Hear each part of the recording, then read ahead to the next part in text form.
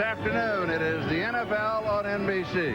Outdoors in Seattle, 41 degrees and raining. Indoors, the Buffalo Bills and the Seattle Seahawks.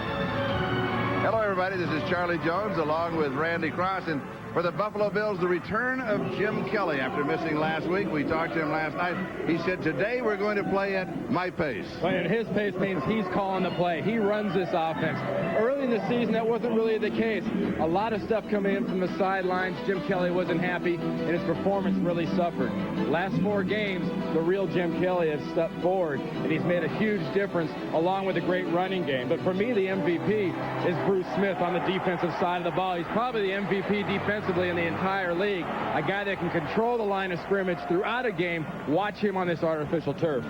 And for the Seattle Seahawks, the quarterback situation entirely different than the Buffalo Bills. Well, you know, you got one guy, it's a future Hall of Famer. You got Rick Meyer really trying to put a resume tape together because he won't be a Seattle Seahawk next year. He's going to get a lot of pressure. First down is absolutely critical for this guy.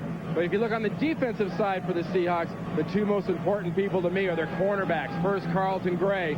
Secondly, Corey Harris. Because Jim Kelly really thinks with his wide receivers, especially Andre Reed and Quinn Early, he has a great set of matchups there. And here's the situation for Buffalo already today. San Diego has lost, and Houston has lost. So that means for the Buffalo Bills, they win here this afternoon. They then will clinch their spot in the playoffs. We'll be back with the ball game in a moment, but now let's go to New York and Greg Gumbel.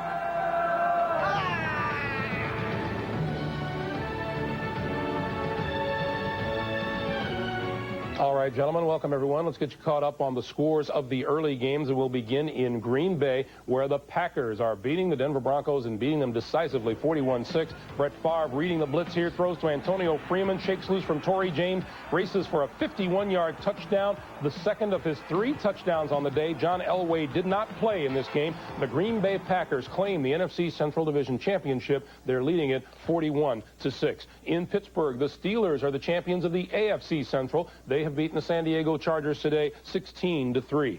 In Miami, the New York Giants knocked off the Dolphins today 17-7, the final score. Dave Brown with a touchdown pass to Howard Cross. Rodney Hampton 5 yards for a TD for New York. In Houston, the Oilers hosting the Jaguars, falling to Jacksonville 23-17. Eddie George, 141 yards rushing last week against the Jets. Only 15 in the first half today, but it was a big day for Natron Means. After a Steve McNair interception, Means finds a hole, barrels in from the 5, his second touchdown of the day. Jacksonville goes to 7-7 with the victory. In Tampa, the Bucs knock off the Washington Redskins 24-10. In Chicago, the Bears trouncing the St. Louis Rams 35-9. In Cincinnati, a last-second try at the goal line by the Ravens fails, and the Bengals win 21-14, and Atlanta all over the New Orleans Saints 31-15. We'll send you to the kickoffs in Foxborough and Seattle right after this.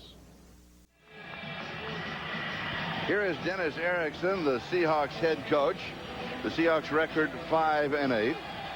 And Marv Levy, the head coach of the Buffalo Bills, their record is 9-4, and they're looking forward to the playoffs. Seattle has won the toss, so that means that Steve Christie of the Buffalo Bills is going to kick off. And the deep back for the Seahawks on the return is Ronnie Harris. So Seattle will have the first opportunity here on offense this afternoon. And a sparse crowd here in Seattle for this ball game.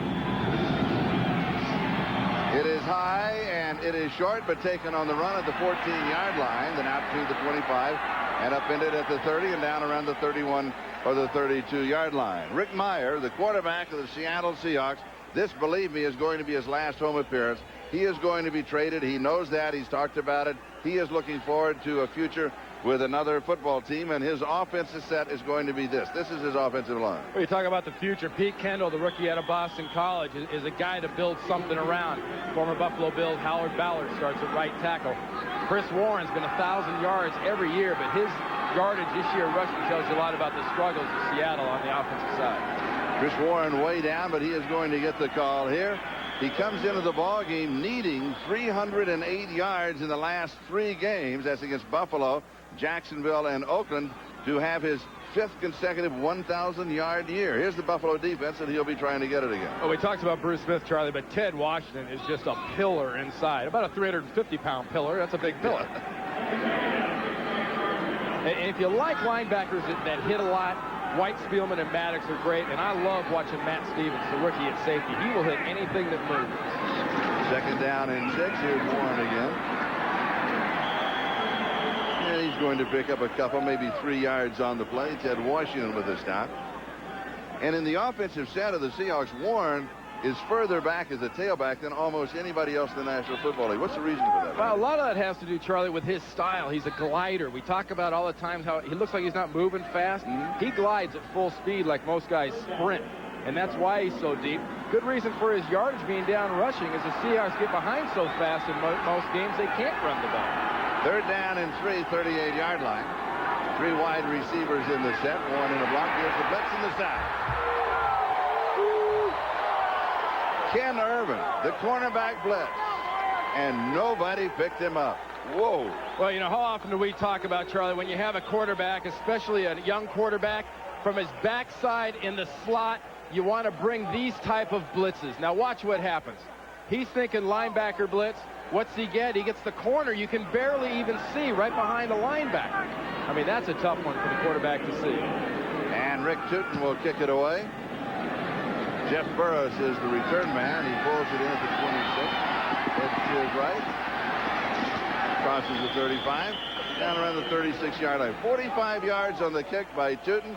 11 yards on the return. And Jim Kelly leading the offense of the Buffalo Bills. And here we'll set out the K-gun. First, the offensive line. Well, all these guys have one thing in common. 2 things, really. They're pretty good, and they're all hurt. And now the K-gun, 1 tight end, 1 running back, 3 wide receivers. Thurman Thomas, Charlie, 2 weeks ago, we saw him twist that ankle. I don't look for him to be in the game a whole lot. Look for a lot of Derek Holmes. Thurman is in there to start. First down, 37-yard line, and here is Thurman on the draw to the right side with that quickness, and he has a first down. Ball comes loose. And the Seahawks have the football. It's a matter what the officials are doing. Now they're pointing the other way, Charlie. I thought at first one of them was pointing to the ground, is down by contact. But, you know, Thurman, we talked about that ankle. He absolutely burst through the hole on that play. He exploded. You know, talk about acceleration. Remember, it's that left, it's a little slow delay drop. Watch his left ankle. No signs or effects. Wrap it up. He's got it wrapped up with both arms, but Carlton Gray, 26, knocks that thing loose and is picked up by Seattle. That was a great job stripping by Carlton Gray. So Seattle with the turnover has the ball at the Buffalo 44-yard line. Second opportunity on offense, first down. Coming out right, pass is complete. Ricky Proe. Proe, the wide receiver. In the last 3 games, it had only 1 catch. This one is good for 16. Well, just a perfect way for Rick Meyer to get going, because first down, as you'll see throughout this day, is absolutely vital to him. And equally as vital are the short passes. When he's getting blitzed, Proe and the rest of those receivers have got to turn their heads and look to Meyer, because he has to get rid of him. First down, 28-yard line. There for Chris Warren. Well, maybe a yard, but that's going to be it, as he is stopped by Bruce Smith. You know, Warren's kind of like Marcus Allen. We always marvel at how they get those last couple yards. You say he's gliding, you forget how fast he really is moving, and when he hits a pile, he tends to kind of like keep going. He doesn't fall back, he doesn't fall sideways. He always takes that 6'2" and lays it on the other guy's side and gets that extra yard. Second and 9, 3 wide receivers as the ticker goes by.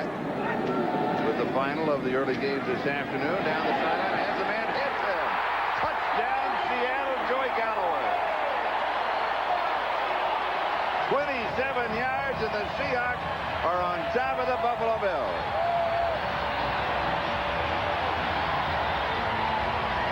Well, I tell you, Meyer might not be around in Seattle after this last home game.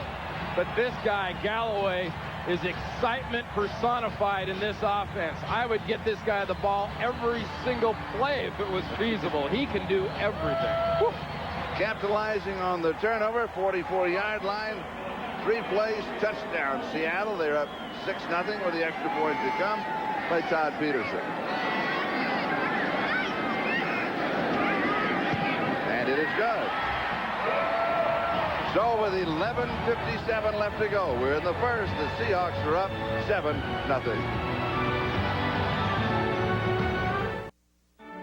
The NFL on NBC is brought to you by Brewery Fresh Budweiser, who reminds you fresh beer tastes better. By Lexus Luxury Automobiles, the result of a relentless pursuit of perfection. By McDonald's, official break of the NFL. And by Staples, the office superstore. So with the Seattle Seahawks out in front of the Buffalo Bills very quickly by a score of 7-0. The Seahawks will be kicking it away. Buffalo with second opportunity on offense. Eric Moles is the return man for the Bills. Has an opening to the near side. Cannot quite get to it across the 20. Down to the 25. Ball is loose. Seattle says they have it again. If they do, that would be 2 recovered. It's down by contact. Down by contact. Don't get excited. Runners ruled down by contact. First down. Now, see, watch what happens. The ball does not come out, I don't think, till after his knees are down. See, down on the ground, ball comes out. It's good for excitement. Yes, it is. You know, Rick Meyer, Galloway did a nice job, but that's the guy that made that last touchdown possible. Watch the linebackers, watch the blitz come from the outside. He reads the blitz, that means man. And if you got your man on their man and your man's Galloway, you're going to score. And last 2+ ball games, that now the 3rd touchdown pass for Meyer. Pressure on Kelly, he had to get rid of it. And it was Winston Moss who was all over him. So Kelly may want to set his offensive pace, but the defense of Seattle will take a look at it. They want to dictate the pace. Well, these guys up front, they've got to do the run. It's the job of the linebackers and defensive backs to take care of the pass. The guys up front have to stuff that run. 5 wide receivers on this set. Over the middle, pass is complete. A running grab by Andre Reed. And remember, Reed was upset because he didn't get the ball that much last week. Now here's the Seattle linebackers in secondary. And he just got taken for a ride there. He comes up limping. This is an aggressive defensive backfield, but watch the corners. Jim Kelly will test him down the field. Going still now with 5 wide receivers. We've got a timeout. Well, he got twisted seriously on that last play. He started to go down, and then he gets flipped. Watch. He wants to go down, and then comes the flip, and then the leg bangs into the ground. That's what happens. I mean, Corey Harris just did a great physical job of manhandling the receiver. And so a momentary injury timeout. And now we'll clear the field as we get set to go again. I mean, nothing unnecessary about that, Charlie. That was not a dirty hit. I mean, that was good, clean action. 3rd down and 3, 28-yard line. Buffalo has yet to pick up a first down in the ballgame. They show 3 wide receivers on this set. Here's the inside handoff to Thurman.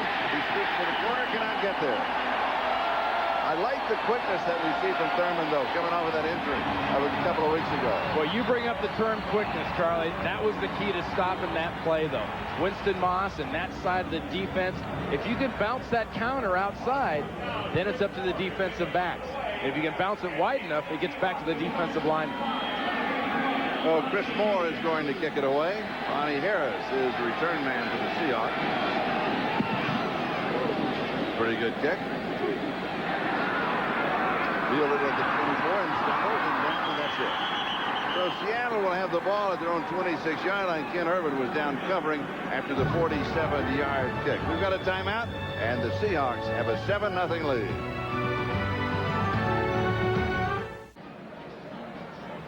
.10:24 time remaining. We're in the first quarter. Some 4.5 minutes into action. Seattle up 7-0 over Buffalo, and Seattle has the ball. Total offense, the Seahawks 43 yards to this point. The Bills only 18. Meyer rolls, throws down the sideline on a comeback, and it is going to be incomplete. Yeah, notice who he's going for, Charlie. Joey Galloway. Joey Galloway. And, you know, Rick Meyer has proven, especially if you looked at his game last year against Buffalo, he's not a real down the field type of guy. He had a problem then. He still is not a great passer down the field. But if he can throw intermediate passes in the 30, 40-yard types, he can be extremely dangerous. You got to pressure him. If you don't pressure him, he will sit back there and throw it well.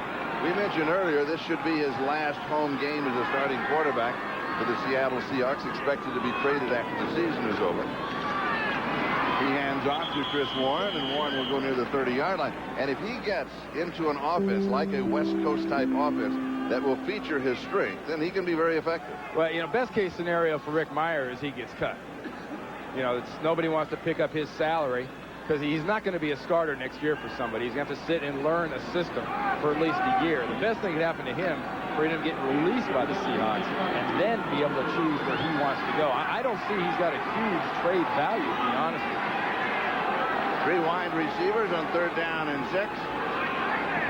Ricky Prohl is the motion man behind the line of scrimmage. Over the middle, it's Prohl. He's got it. Breaks the tackle, makes a nice move, cuts away, can be caught. They've got the angle on him. He'll chase him to the sideline. We'll start and stop. A few more yards. Nice open field move by Ricky Prohl. His second reception, 56 yards. Marlon Kerner would not let him get away. Where did these Seahawks come from? This is a different ball club. Remember the intermediate pass, and if you don't pressure Rick Mirer, you're going to pay for it. They're bringing the blitz. It's not effective. Now look at Prohl. Prohl's a great possession receiver. He's good at making people miss. But you're about to see the difference between the first names of Ricky and Joey. Joey is scoring about now, and Ricky's still dodging guys. And the numbers on Rick Mirer, 3 of 4, 100 yards already, and a touchdown. 14-yard line of Buffalo, first down. Back to the ground game. He's in there. A yard, maybe 2. That's going to be it for Chris Warren. Obviously, Charlie, Seattle's come into this game, pretty inspired, ready to play football, but this almost looks like a replay from the Buffalo Bills standpoint of that game last week against the Indianapolis Colts, where they were just flat. I mean, they've turned the ball over, and defensively now they're doing something they're not really used to doing. That's giving up big plays, and people are moving the ball. Wade Phillips is excellent at adjusting defensively, but right now they have not adjusted. Second down and 8, 12-yard line. 3 wide receivers on the set. Mirer, pressure, and he's throwing it away. He got the pressure up the middle and was out of time. He knew it. He wanted to go to Joey Galloway. He knew that Galloway could not get to the corner on the flare pattern, so he just threw it away. But yeah, look at Mirer. Look at his face. You know how hard he gets hit? He gets hit so hard here that it hurts the 1 on the back of his jersey. I mean, Sam Rogers nailed it. He bruised that 3. See that 3 on his back? There should be a little blue mark in the middle of that 3 where he got hit. That is called hitting through an offensive player by a linebacker. 3rd down and 8. Again, 3 wide, same set as before. And the draw, 1. 9-yard line. Field goal team will come in. Chris Spielman and Jim Jeffcoat. It's Bob Bratkowski on the left, the offensive coordinator for the Seattle Seahawks. They've obviously done a very nice job of looking at Wade Phillips' defense for Buffalo and really knowing how to attack it initially. That whole Seattle Seahawks staff, though, is going to have to adjust by next series after Wade Phillips makes his adjustments. 27-yard field goal attempt by Todd Peterson. A high snap, and it is no good. Bad snap. Oh, sure. Blame it on the center. Yeah. It's the kicker's fault, not the center. The words of my center partner. Back in a moment. The center, Charlie, it's not always the center's fault. A little high heat for Rick Tootin, the holder, and almost got through his hands. He barely gets the ball on the ground. And meanwhile, the Bills go back to work at the 20-yard line. There's Thurman Thomas. That's just about it. Now, let's check in with Greg Gumbel in New York for an update. Greg? All right, Charlie, Buffalo fans won't want to hear this. At Foxborough, Drew Bledsoe with the play fake, 3-yard touchdown pass to Ben Coates, and with the extra point, New England with the lead over the New York Jets, 7-0. Charlie. All right, thank you, Greg. And here it is 2nd down and 11. Kelly is struggling, and he's going to get back to the 20. They're going to give him a yard to the 21. He'll pick up a couple of rushing yards. And he is slammed to the artificial turf by Cortez Kennedy and Dean Wells. Well, you're about to see as close to Jim Kelly will ever get to imitating a ballerina. I mean, these are absolutely nifty, nimble moves for Jim. He's the first one to admit he's not a real mover and shaker and sprinter. And You know, remember, he's getting slammed around a lot, and Marv Levy's very aware also of that pulled hamstring he's still got. And also saved that last look where he was slammed right on that Bursic sack that is filled up in his left elbow. Now he sets, good coverage downfield, finally waits, and Eric Moles pulls open. That was 3rd down and 9.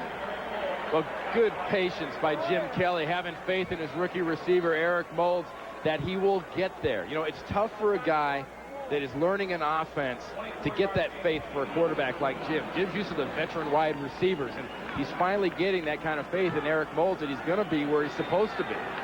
Well, he misses Tasker because he always looks for him, and he's out with an injury. Derek Holmes is now the running back, and he gets the call. He wanted to do a stop and a start, but he stopped and then was stopped again by the Seahawks. Dean Wells was there. No gain. You know, both Holmes and Thurman Thomas are both blast, quick-hitting runners. If you can get them stopping or you can get them going outside, that's not their style. It's not what they want to do. And the pursuit right now of Seattle, especially on the exteriors of the defense, is doing a great job. 2nd down and 10, 5:52 and counting, time remaining. Kelly goes to an audible. Seahawks are leading in the ballgame 7-0. He's down to 7 seconds on the play clock. Has pressure, steps aside, backside pressure, and it is intercepted. The Seahawks with their 2nd turnover, and this is Darrell Williams. Williams recovered the fumble. Now he has the interception. He heads to the far side and down the sideline. He told us yesterday, if we don't stop the run, it will be a long day. He has stopped the run. He now has stopped the pass.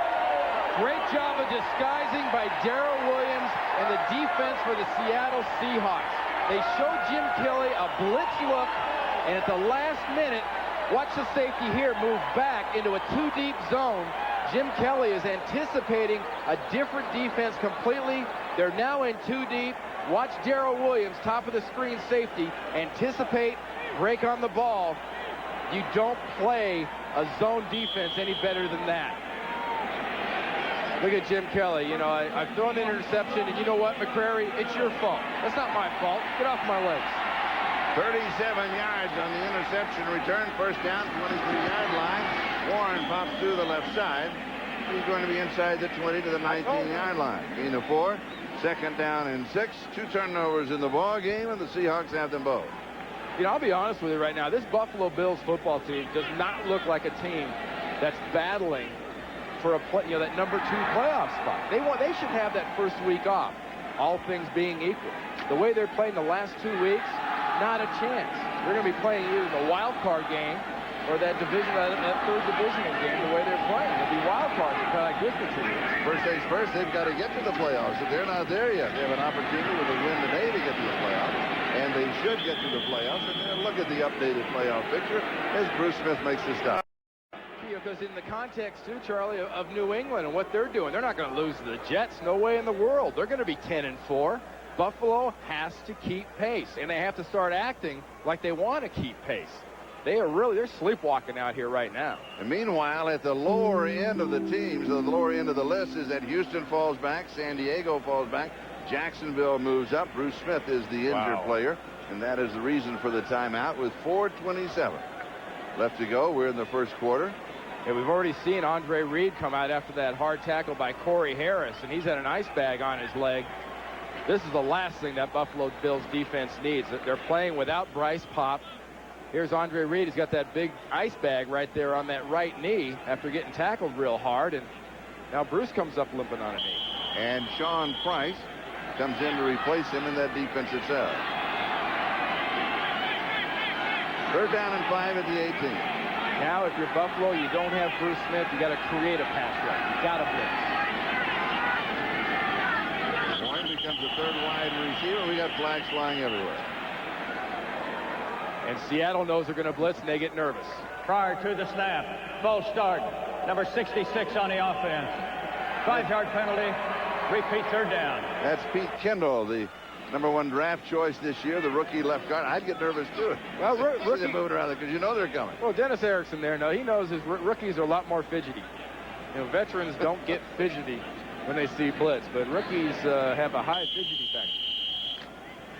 We have a report on Andre Reed. He is going to be out for the entire game.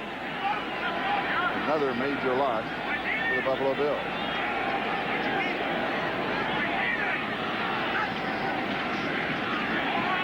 Higher, deep over the middle, and it is incomplete. Carlester Crumpler, the tight end, the intended receiver. Now remember, that was 3rd down and 10. So Todd Peterson is going to come in with another field goal attempt. Bob Radkowski again. They've done a nice job of giving Rick Mirer some very patient plays. And, he was going for Crumpler there, but Kerner, 46, the safety, had the position. Kind of like basketball. The defensive man has the position. You can't run through him. There was nowhere he could go to try to get that ball. 41-yard field goal attempt. The last time a high snap, it is high, but it is down, and this one is going to be letter perfect for Todd Peterson. And the Seahawks now move up by a score of 10-0 over the Buffalo Bills.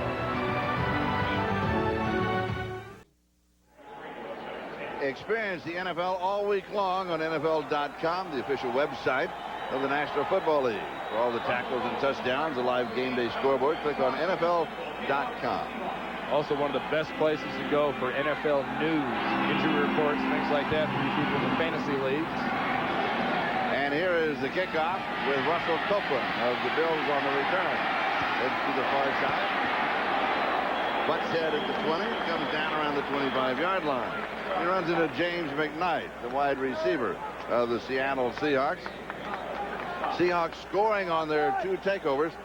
24 yards on their return, both turnovers, and they capitalized 7-3. They're doing it, Charlie. I mean, Dennis Erickson's team is definitely on top of Buffalo right now. I mean, just watch the body language after plays, and during special teams, especially when the emotion really shows. You're seeing the Seahawks players pushing the Buffalo players. I mean, I know it's cool to be kind of a veteran and have that don't worry about it, we can come back, but I'd say now would be about the time to start showing you can. Buffalo starting from their own 25-yard line. They have not shown any kind of offense at all today. This one is over the middle. This one is complete. And it is Lonnie Johnson, the tight end. And he goes rambling up the far side into Seattle territory.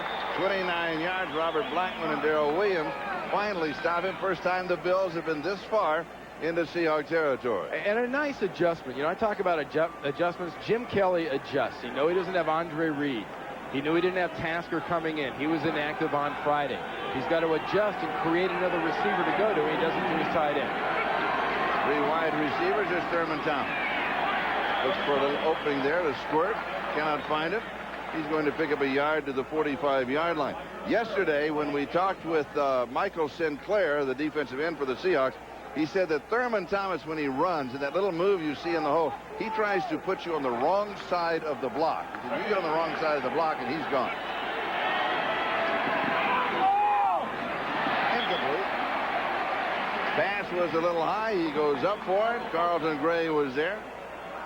Thurman Thomas earlier became 7th on the all-time rushing list, passing Franco Harris with 14,406 total yards.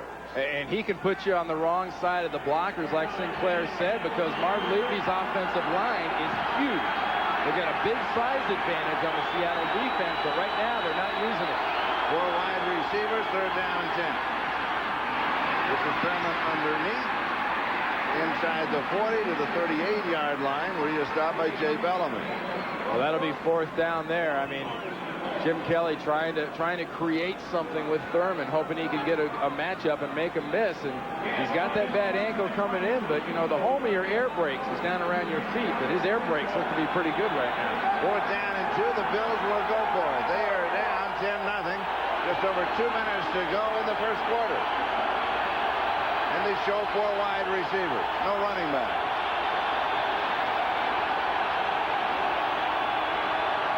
Kelly steps back. He was tapping the center. That means he wants an audible, so he wants everybody to reset. Yeah, and the lineman, he gets a timeout, Charlie. The noise is too much. You saw the lineman moving around. The lineman couldn't move because they never put their hand down. That's their first charge timeout. And that will be their first charge timeout. Now this is, and Kelly loves to run this offense this way. He loves that situation where he's going to change it. It's he on the clock trying to get everything set. This time he didn't have time. He'll take the timeout. He'll come down and go back and do it again. Hey, he's talking there with Jim Schaffner, and they got to be talking about exactly, what do we do here? And, Jim Kelly's calling his plays. We've talked about that. And, Jim Kelly in that situation, most teams are expecting you to try to draw him off, but you could tell by the sound in this stadium. Defensive linemen can't hear him, more or less, be able to hear his bark and jump off. And, Greg McMackin, I'm sure right there, the defensive coordinator for the Seattle Seahawks, is telling his defensive guys, watch the ball, and if there's no backs in the backfield, don't worry about Jim Kelly. Go after him. There's no run. Buffalo's facing a 4th down, trying to convert. They're amongst the top, 82%. 9 of 11 4th down opportunities. Here's a score just in. Carolina, with 2.5 minutes to go in the first, now leads the 49ers 10-0. Well, you start getting down by that kind of score like we have here, though, and quarterbacks know, like Jim Kelly, that means pass rush. Now they've got backs in the backfield. 4th down and 2. Kelly has pressure, and he's going to be sacked. Did he get it away? They're going to rule that he was down. He was down, and he's limping right now, Charlie. And the Seahawks coming with the pressure, led by Michael Sinclair. Well, watch what happens. He's got help in the backfield. It's a maximum protect with Lonnie Johnson back there. But Sinclair gets right around Johnson. Quarterback was in the grass. He tries to shovel it. See, you just heard the official in the grasp. He was not only in the grasp, his knee was down by the time he tried to shovel that thing out of there. So the Seahawks take over on downs.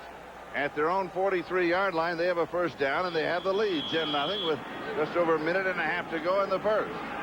Sinclair's 10th sack this season, and all at home. And 4 against Denver and John Elway early this year when we saw him. Seattle now with 3 wide receivers. Here's the pitch to Warren. A little bit of a hole on the left side. He's going to pick up 3, maybe 4 yards on the play. Hoping and believing is a very slender type of thing. And when you're a favorite, you want to give the other guy as little hope and belief that they can win as possible. And right now, if you could put a bicycle pump in the hope and belief of the Seattle Seahawks, the Buffalo Bills are pumping that pump pretty good right now. I mean, Seattle right now is playing like they firmly believe they are going to beat the Buffalo Bills. And the Bills kind of look like, well, yeah, maybe you can. Lamar Smith is now the running back. It's a screen to Lamar, and he kind of one-hands it up and down and around and can't pull it in.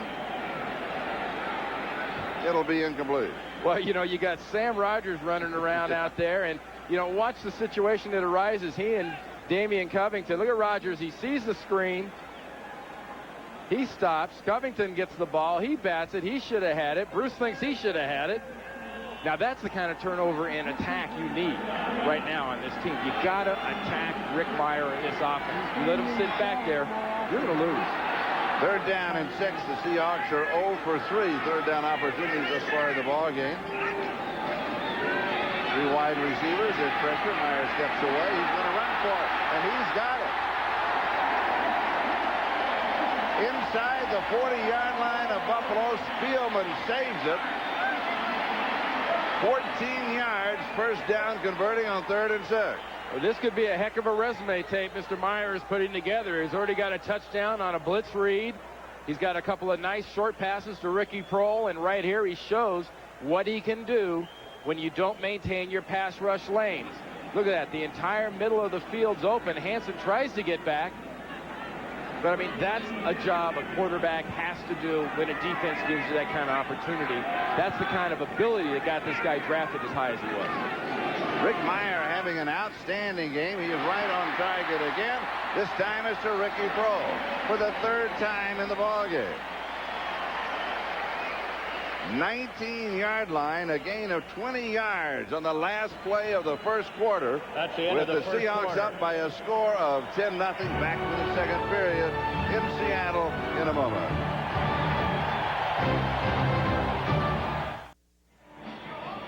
This is Charlie Jones, Randy Cross. We start the 2nd quarter. Rick Meyer has completed 4 of 8 for 115 yards and a touchdown. and he has rushed one time for 14 yards. I'm beginning to wonder, the pressure's off. He knows he's leaving town. He said, I'm not the franchise. I don't have to save it. I'll just relax and play football. And he is really playing football today.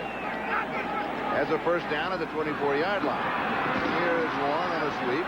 Slides through inside the 21 of the 20-yard line, Chris Warren.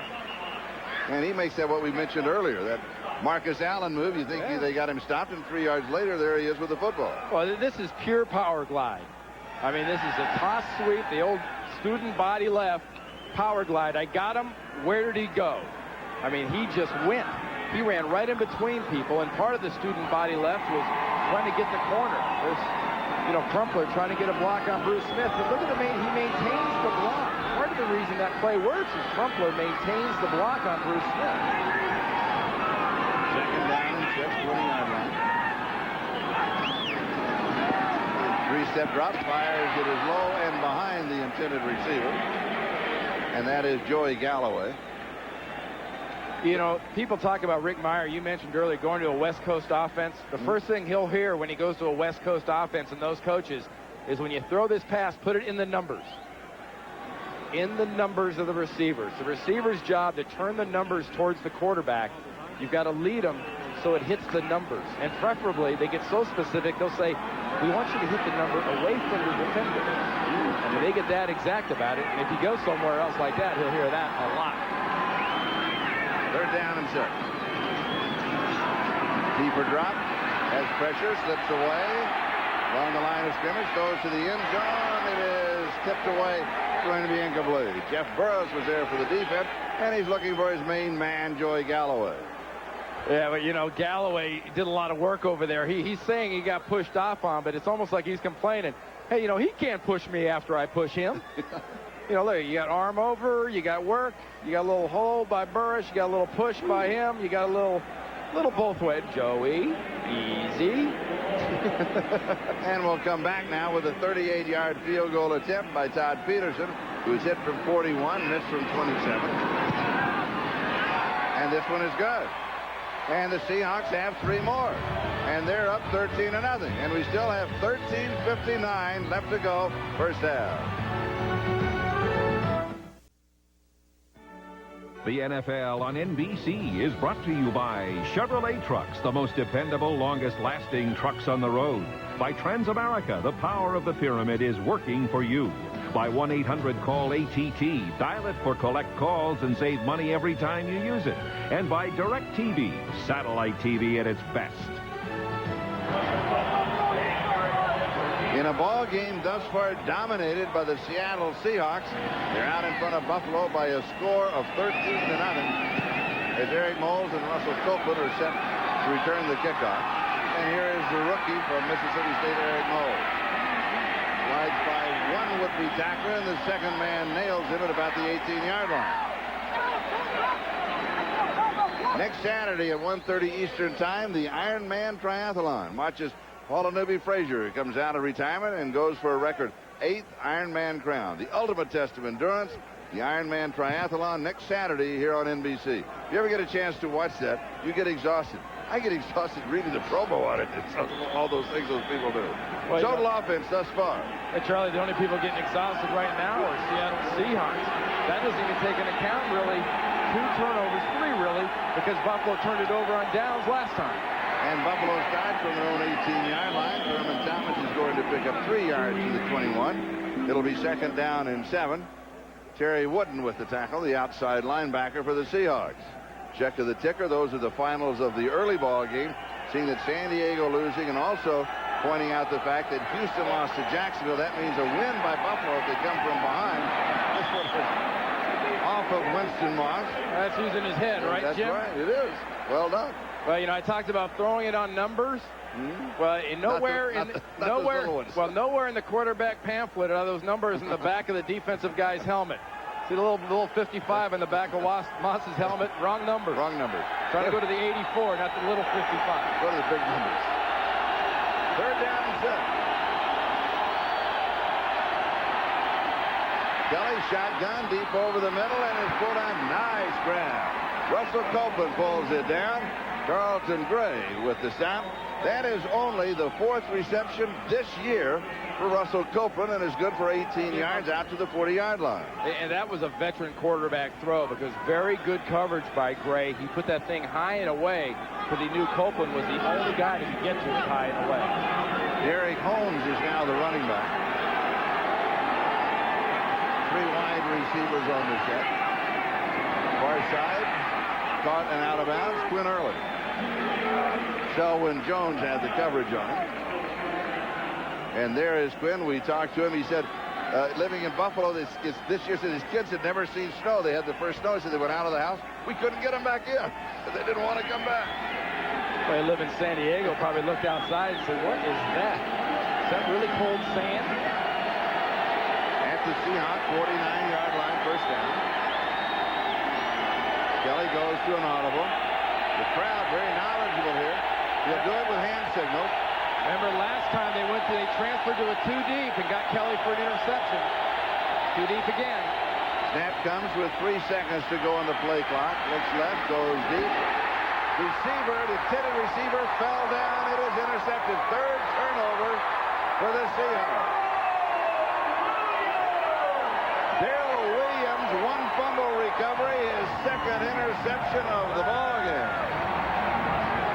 Well, you know, Jim Kelly, he saw they were going back to a cover 2. He was throwing a high outside ball that he figured, okay, Copeland doesn't fall down. This is where he can get to it. Well, unfortunately, his receiver does fall down for Jim Kelly, and Darrell Williams is the only one there. Just gets a lot of chest. Nice move there on Derek Holmes. Puts him on the ground. Dancing on the sideline before Eric Moles gets a chance to knock him out. That's 3 turnovers to 0. And that doesn't also take into account, like I said, giving the ball up on downs. And in addition, both of the turnovers are 2 of the previous 3. They capitalized with a field goal and a touchdown. Here's Chris Warren. 34 yards on that return by Darrell Williams.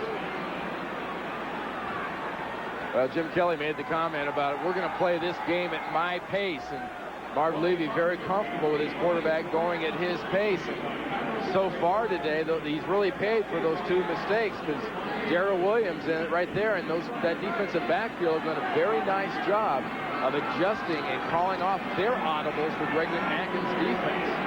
2nd down and 8. Here comes the blitz. Red going to the hot receiver. It's Ricky Prohl. Prohl's having a very busy day. Only 17 catches on the year. 1 for 5 yards in the last 3 games. That's his 4th reception already in this ballgame. Well, you know, Rick Meyer is very comfortable with Ricky Prohl. And like I said, you know, it's a short passing game. And Ricky Prohl right now is getting inside on those zones. And next time he throws him a ball, you watch what Ricky does. Ricky's a very smart receiver. He turns those 88s. His 88s will face Rick Meyer. Makes it easier to hit. Ronnie Harris checks in as a wide receiver. 4 wide receivers on the set. 3-step drop, fires, and it is caught. Did he catch it? Flag is down. Joey Galloway. Meyer drilled this one in, and Thomas Smith was all over Joey Galloway. Let's see what the call is. Well, you know, Charlie, he was doing a little lobbying, too. He was begging for a flag, and he got it. Pass interference against the Bills. Watch what happens. Pass interference. Number 28 on a defense. First down, Seattle. Okay, that was defensive holding, if that was anything, because Thomas Smith definitely yanked on his jersey. But I didn't see much interference, but that was defensive holding. Spot the ball now at the 25-yard line. First down. We haven't had that many flags in the ball game. 10:42, time remaining first half. Seahawks are up 13-0. And here's the reverse. Mike Pritchard on the reverse. Well, one of the reasons you run a play with Mike Pritchard on a reverse coming off that short slot, Charlie, is former running back at the University of Colorado. He's got this. Watch. That's not a receiver move there. It makes Matt Stevens miss. That's a good old running back wiggle that made him miss on that one. And Matt Stevens defensively had played him exactly right. He was waiting there for him. He just couldn't do anything with him when he got there. Good aggressive tacklers are good guys to wiggle on. If you wiggle the right way, they won't get you. Second down and 3, 18-yard line. Here's Lamar Smith. Off the right side. Everything seems to be working with the Seahawks. Ted Washington's down, Charlie, the big nose guard for the Buffalo Bills. What else could go wrong for Buffalo? Everything is negative right now for the Buffalo Bills. And positive for the Seattle Seahawks. See that big brace on his left arm. He's been battling a bad elbow all year long. Hyperextended it earlier this year. He's wearing a big brace on that thing to keep it from hyperextending more. See that big left arm just sort of hanging there right now. He's made a huge difference in this run defense. They're averaging 3.2 against them rushing because of that guy right there. There is nowhere to run usually in the middle because of Ted Washington. Seahawks at the Bills' 12-yard line. They've got a first down. Lamar Smith is the remaining back. 2 wide receivers on this side. Double tight end. Not a lot there. Leads just inside the 10-yard line. Just Spielman with the tackle. Into a couple. It's going to be second down and 8. Here are the numbers on Lamar Smith. He was drafted in the 3rd round in '94 out of Houston. This year has 5 touchdowns. Has rushed for just over 500 yards coming into the ballgame. And he has 5 receptions coming into the ballgame. Second down and 8. At the top of the eye, and he has the ball. Goes to the side, stutter step, second stutter step, moves down the sideline and out of bounds. That's a great move. He can accelerate, and he doesn't look like he's accelerating. He's so smooth. Well, you know, remember how big this guy is, Charlie. This is a running back running with the ball. You know, he's 6'2", about 225, 230. Look at this. Stop, start, stop, start. I mean, he can make you hurt yourself. If you're Jeff Burris there, 22, he can make you pull a muscle stopping and starting with him because he knows when he's going to stop and start. You have no idea. You have to adjust. You and I, we pull everything, not just something. We pull everything. Did you notice his eyes? He was watching the big diamond vision, seeing how he was doing. Saying well, pretty good job. Yeah. Good, aren't I? Yes, I am. 3rd down and 2, 4-yard line. We're going to have a timeout. Yeah, Buffalo Bills want to stop the clock with 8:21 left to go in the first half. We'll be back in a moment. Seahawks 13-0. Bruce Smith is there for Buffalo to try and stop the Seattle Seahawks. Seahawks taking that last time out. There's no try here, Charlie. They have got to stop holding to a field goal here. 4 wide receivers, including, as you saw, number 84, Joey Galloway. Here comes the middle blitz. Tipped in the air, and it is incomplete. Ricky Prohl, the intended receiver. The field goal team will come on. Yeah, Wade Phillips in the defense for the Buffalo Bills. You know, they got to have Meyer thinking right now, you know, what could I have done? But, you know, honestly, you know, sometimes you eat the bear and sometimes the bear eats you. And right there, the bear took a little bite out of the Seahawks. And Dennis Erickson knows that was just, you know, one of those checkmate kind of things. 24-yard field goal attempt. Peterson 2 of 3 today. Snap wasn't that good. Nice move by the holder. It is up. It is good.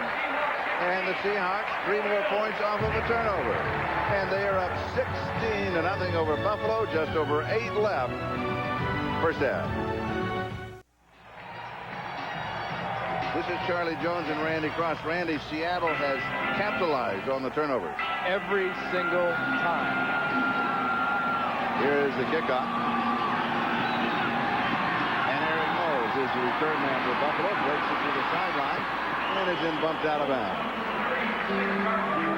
He is taken out around the 37-yard line after a 23-yard return. And it was the busy man himself, Darrell Williams, who bumped him out. Williams with a fumble recovery and a pair of interceptions for the Seattle Seahawks. He now has 5 picks on the year. You know, here's a guy that he's still frustrated. He played at Cincinnati, frustrated losing there. Comes here to Seattle, thought he really had a chance. You know, remember how great this team finished last year. Won 6 out of their last 8 games, finished at 8-8. You know, it's been a tough year for Seattle, but right now they got Jim Kelly and the Buffalo Bills looking old and tired. Here's Thurman Thomas. Maybe a yard. That's going to be about it. Maybe 2. Thurman Thomas stopped by Cortez Kennedy. You know what the Bills look like, Charlie? They look like they spent 5.5 hours in an airplane last night, flying across the country, getting in here about 7:30 at night, and they're on East Coast time. Here's Thurman again. There's the hole. Cuts to the outside. He's the 45-yard line. Of course, they did exactly that. How long was the flight? Well, it was worth 3 movies. Slap Shot, the unedited version, Twister, and The Rock. And if I was Marv Levy, the way this game's going, I'd make him watch this game in slow motion for 5 hours going back. 3rd down and 2.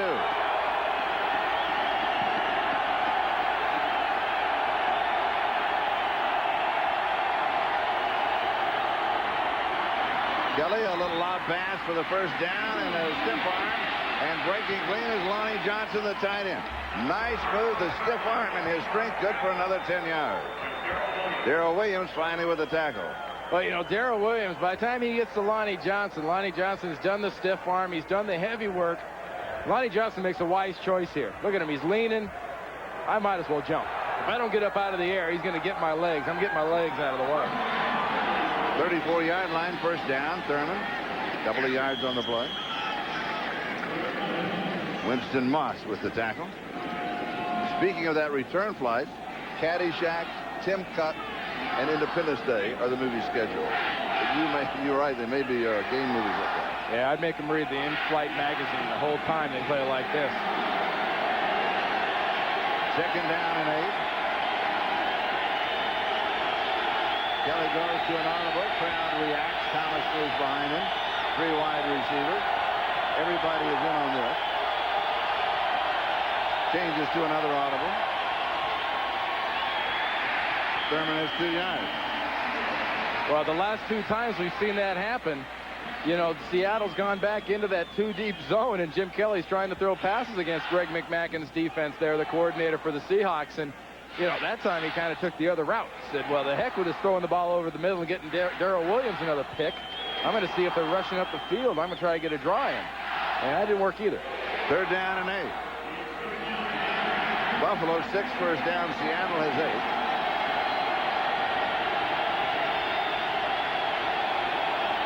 Three wide receivers, open tight end. Thomas in motion. Kelly a lob across the middle. They want pass interference. He's not going to get it.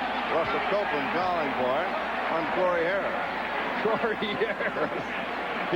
He was doing what you refer to defensively as dogging somebody, because they were begging for pass interference, and he's down there mimicking like he's fishing for a reaction. That was not pass interference. Jim Kelly thinks so, but that was not pass interference. And, yeah, just sort of like the old Maxwell Smart. Right now, Buffalo's kind of missing by this much. Just 4th down and 8. The Bills take a timeout.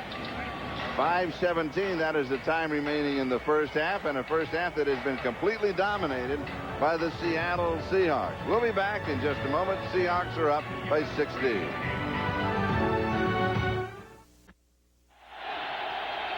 Buffalo goes for it on 4th down and 8. They fake the inside handoff. They go deep over the middle, and it is incomplete. A flag is down. A flag is down. This is the 2nd time in the ball game that Buffalo has tried to convert on 4th down. They failed the other time, although they are amongst the leaders in 4th down conversions on the year. But thus far, not that kind of an afternoon.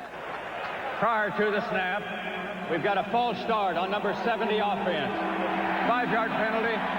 Repeat 4th down. That's on John Fina, and that means that Chris Moore is now going to come in following the penalty yards and just try to pooch it up in the air and down, let it land around the 10-yard line. I think that's a lucky break for Marv Levy. Honestly, you're right. For my money, you punt in that situation. You don't go for it there. You've already been stuffed one time, and you got to make 8 yards. That's why they invented the pooch punt there.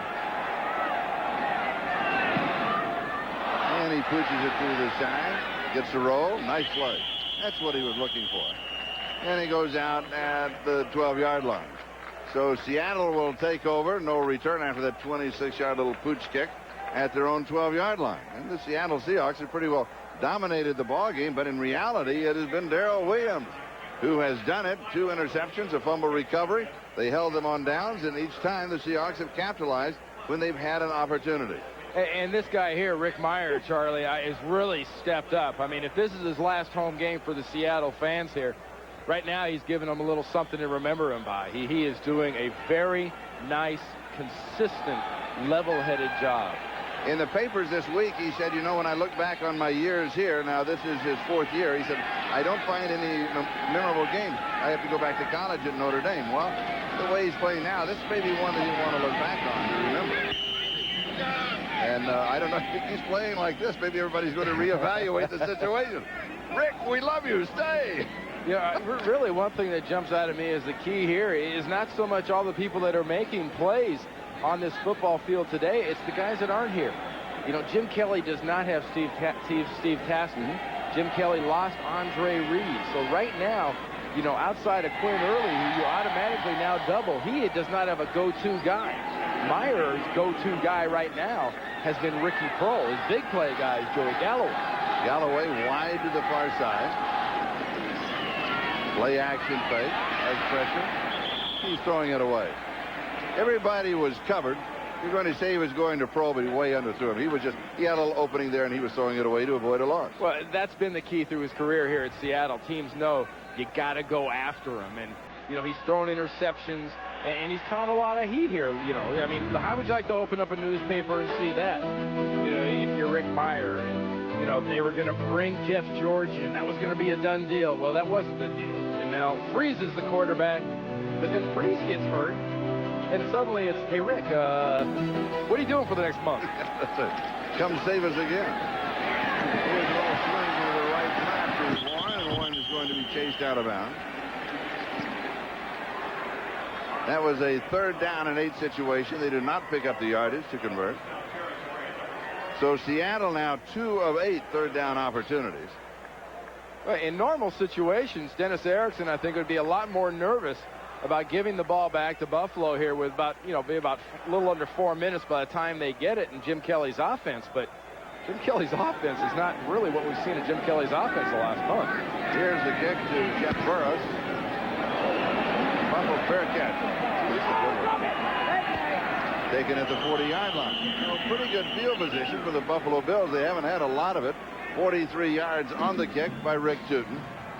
And now with 3:55 left to go in the first half, here is Jim Kelly. We mentioned earlier, and he showed us last night. Notice that big wrap on his left elbow. He has that bursting sack, and it is filled. It looks mean. It looks like he's smuggling golf balls in that thing. And they were going to drain it. They said, no, you're just going to hit it again on Sunday. Wait till after that, and then we'll drain it. Well, in that rationale, you don't drain it till February then. Feels like he's never going to get hit on it for the rest of the year. Does that bother you? Does it hurt? It hurts quite a bit. It's very, very sensitive. The nerve endings just jingle when you get that thing hit. He got one hit earlier, went right down on his elbow. This one was high, but pulled down. It's pulled down by Russell Copeland. His 2nd reception of the ball game with Carlton Gray hanging on him. Well, Cortez Kennedy got some nice pressure on Jim Kelly on that play. You know, Kelly fires that thing for a completion, but you know, we talked about the size advantage of the Buffalo Bills offensive line working. They have got to take control of this football game if Jim Kelly is going to have a chance to make something happen. 2nd down and 5. 3 wide receivers. Kelly to throw. Over the middle, and it is low. It is incomplete to Russell Copeland. For an update, let's go to New York and Greg Gumbel. Greg? All right, Charlie, and we'll zip you out to Foxborough, where Curtis Martin takes the handoff and scoots 19 quick yards for the touchdown. His 17th rushing touchdown of the season, ties him for the league lead with Terry Allen of the Redskins. 17-3 New England coming up on halftime, Charlie. All right, thank you, Greg. That's pretty much as expected. But what has not been expected, what's happening in Seattle. Lonnie Johnson, the intended receiver. And it was tipped by Jay Bellamy as the Seattle Seahawks have completely dominated the first half, leading Buffalo 16-0. Yeah, and you know, Jim Kelly, I think he needs to just get on that sideline and start jumping in some backsides right now.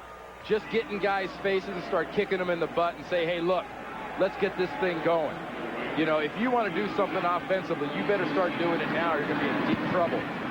Only 8 of 16. Here's the kick.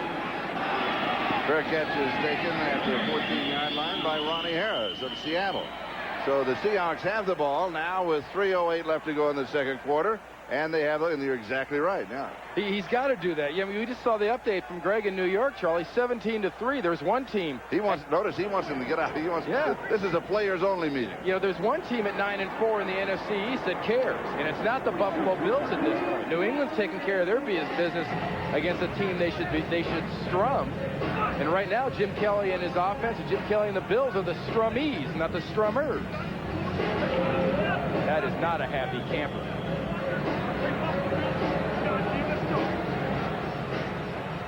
Back to play now with 3:08 left to go in the first half.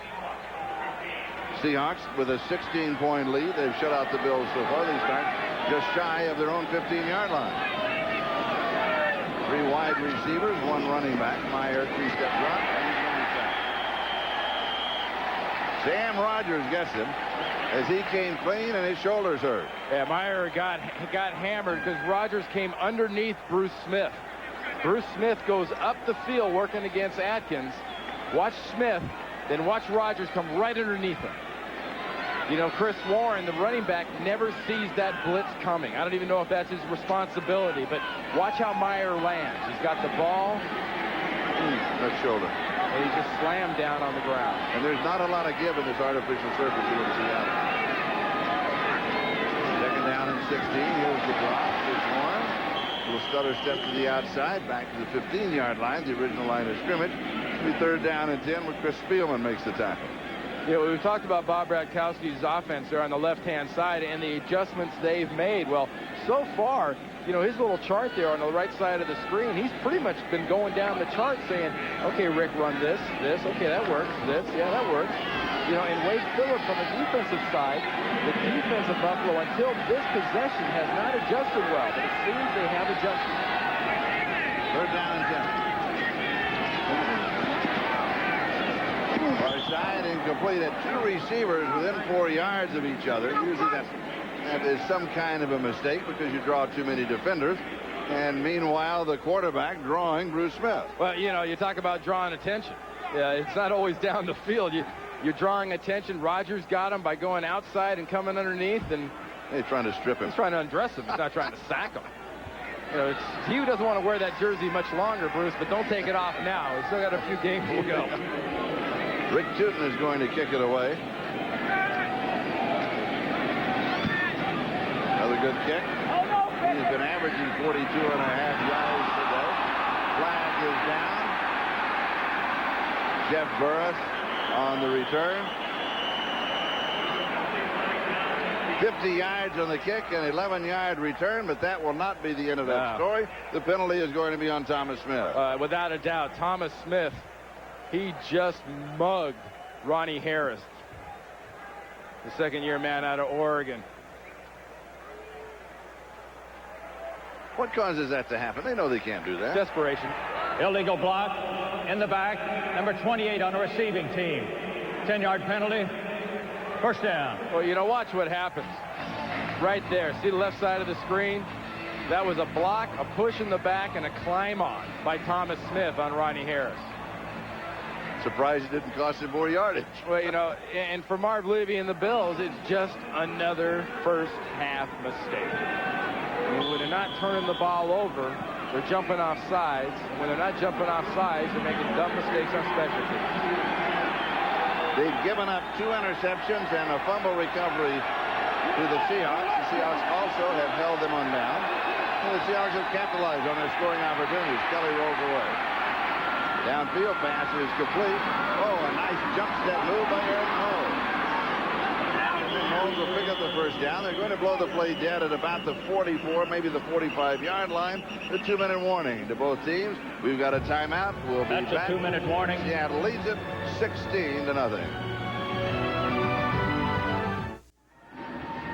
Be sure to stay with us at halftime for the Domino Pizza NFL on NBC halftime report. All the scores and highlights, what has been going on today, and how the playoff picture is all shaping up. And what about Cincinnati? Yeah, Cincinnati won today, beat Jacksonville. They're 6-8, and Bruce Cos is 5-1 since he took over for Dave Shula. So, you know, drop the interim in front of his name as far as head coach. He is head coach. Buffalo at their own 45-yard line, first down. have not had anything working for them offensively. He goes to Lonnie Johnson, his tight end, who has developed, at least in this ball game, to be his favorite target. He's dropped by Joe Nash. You think Mr. Kelly got these offensive guys' undivided attention? I'll tell you right now, if I'm a receiver for Buffalo, if he throws the ball near me, I know I better not drop it.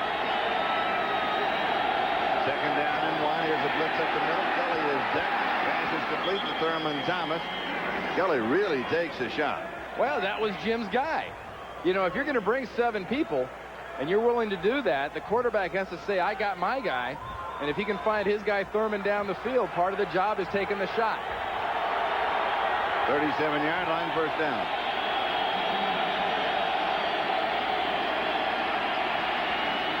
He goes deep as his man. He's got a touchdown, Buffalo.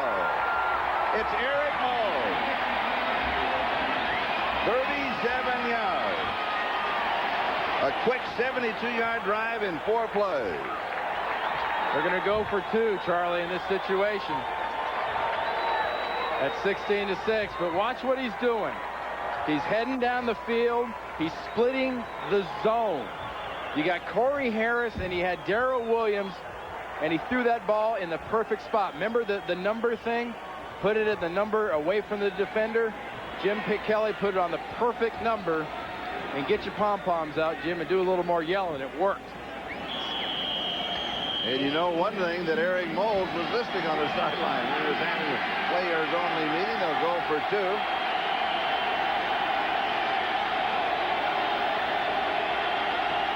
16-6.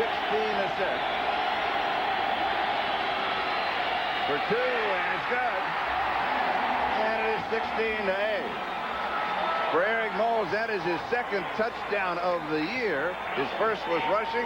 This is his first receiver. And that last 2-pointer to Quinn Early, Charlie, is just pure man coverage, running a quick slant, and Quinn Early, just like the road runner. All you heard was a beep, beep. He was by Carlton Gray. And with 1 minute and 5 seconds now left to go in the first half, all of a sudden, with a 2-point conversion, Buffalo jumps right back in the middle of this one. You know, watch. All you're going to see is the receiver for Buffalo. You're going to see the defensive back, Carlton Gray, chasing. You don't ever want to be a chaser. Top left part of the screen. Watch the matchup. Quick slant. Are you with him or are you chasing? You're chasing. And Quinn Early's got that kind of acceleration and speed. I mean, guy's had a great career all over the league. And, you know, Carlton Gray, to his credit, has had a great career around the league and the things he's done. But, you know, you get a man-on-man matchup in that type of situation, you're going to take away the inside. You better take away the inside. Steve Christie now will kick it away for the Buffalo Bills. Marv Levy looks like he's getting all ready to rip into his guys. So, what am I going to say now? Keep it's 16-8. Keep it up. Keep it going now instead of what the heck are you doing? Or, Jim, come over here and talk to everybody again. Here's the catch. Ronnie Harris pulls it in at the 4-yard line. There's to the 25. He runs into a group of friends at around the 27 or 28-yard line. 25 yards on the return. Damian Covington will get credit for the stop. You know, one thing here, Charlie, with about 57 seconds to go, you know, let's all watch what kind of defense Buffalo comes out in. You know, how Wade Phillips attacks Rick Meyer. You know, Wade Phillips knows if I attack Rick Meyer, I got a chance for a big play. But the problem is, if you go after him in this situation, you leave yourself in man coverage. And if you want to go in man coverage in this situation, watch out for Joey Galloway. And Galloway is at the top of the screen, number 84.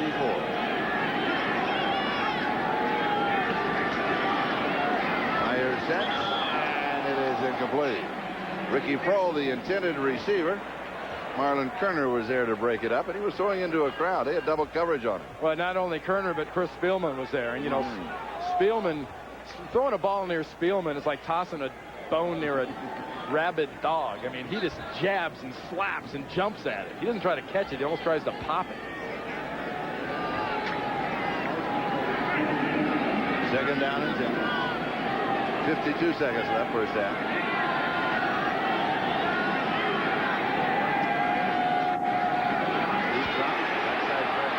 Slips away. Throws it. Chris Warren has it. 34-yard line. Nice scramble by Myers. Safe. Oh, maybe 4 or 5 yards. Sam Rogers with the tackle. Clock is moving. Now they'll take the timeout. So Seattle stops the clock with the timeout. They lead 16-8. Seconds left in the second quarter. Use a touch pattern down the sideline, and it is overthrown. Hey, you know, Wade Galloway, the intended receiver. Go ahead. Sorry, Charlie. Wade Phillips and the defense came out in 2 deep zone. Exactly what Seattle's doing to Jim Kelly and the Buffalo offense. 2 deep zone and said, hey, look, you're not throwing the ball over the top. If you're going to get it, you have to be patient. And, you know, the coverage was there. His defense did a nice job on that one because there was nowhere for Meyer to go. Rick Tootin once again having a good afternoon punting. At Denver last week, he set a club record. He averaged 55.2 yards a kick. Here's Jeff Burris on the return. Another good one. He's going to let it sail over his head and go into the end zone for the touchback. So they'll bring it out to the 20-yard line. Buffalo will have the ball in some 21 seconds of time on the clock. A 66-yard kick now by Rick Tootin. Yeah, right about now, I think Greg McMackin there, the defensive coordinator for Seattle, and about everybody in this house has to be saying, okay, Jim Kelly, you got to be kneeling on the ball.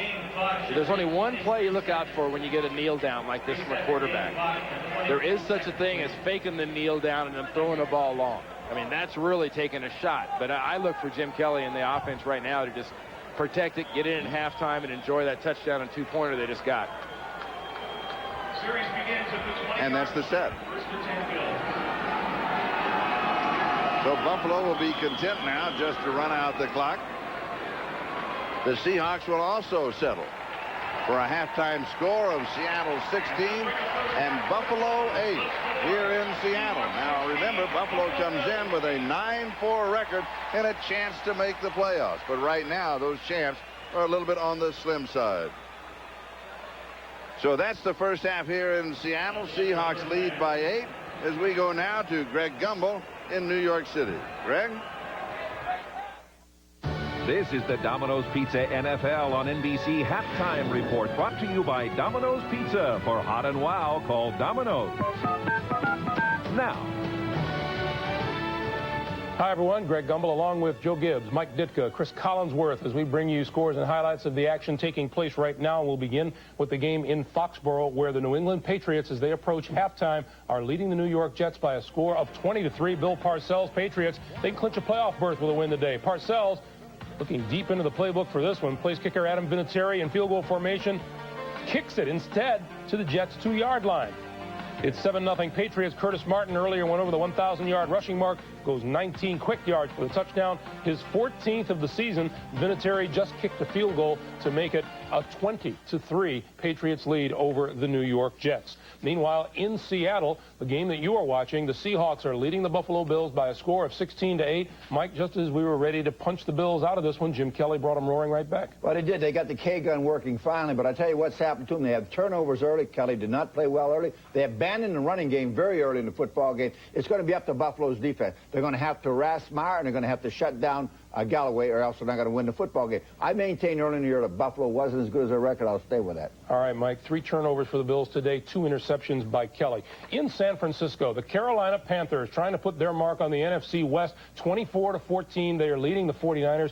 Carolina not showing a whole lot of respect for the 49ers today. No, as a matter of fact, it surprised me a little bit, their attitude. I tell you right now, they're in your face on San Francisco. Both teams a lot of bumping and grinding and after each other. But who would think that Kerry Collins would be in a shootout with Steve Young? They're almost dead even, and they are moving the ball, and that's what surprises me. Carolina's able to move the ball in San Francisco. This thing's a heck of a ball game. 3 touchdown passes for Kerry Collins. And in Arizona, the Dallas Cowboys and the Cardinals lead at 6-0 at halftime, Chris. Dallas loses their 2 best defensive players, and their offense falls apart. Makes about as much sense as the rest of the day here. Deion Sanders, lower back spasms, has not played and probably will not play for the rest of this day. We'll bring you scores and highlights of the early games right after a word from the NFL and these messages from your local station.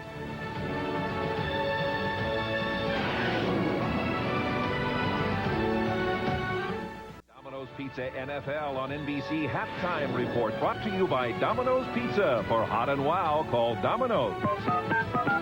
Now. Welcome back to our studios, everyone, for a look now at the early action today. And we will begin with the game in Green Bay, where the Packers beat the Denver Broncos. 41-6 was the final score. John Elway sitting this one out with a sore left hamstring. His counterpart, Brett Favre, had a great day. 4 touchdown passes late in the first half. After eluding the rush, he steps up, hits Antonio Freeman, who caught 3 of them. This one good for 14 yards, 13-3 Packers. Favre able to read the blitz and hit Freeman again, who slips the tackle and turns into a 51-yard touchdown play. That made it 20-3. Green Bay fans have the Superdome on their minds. They claim the NFC Central Division title.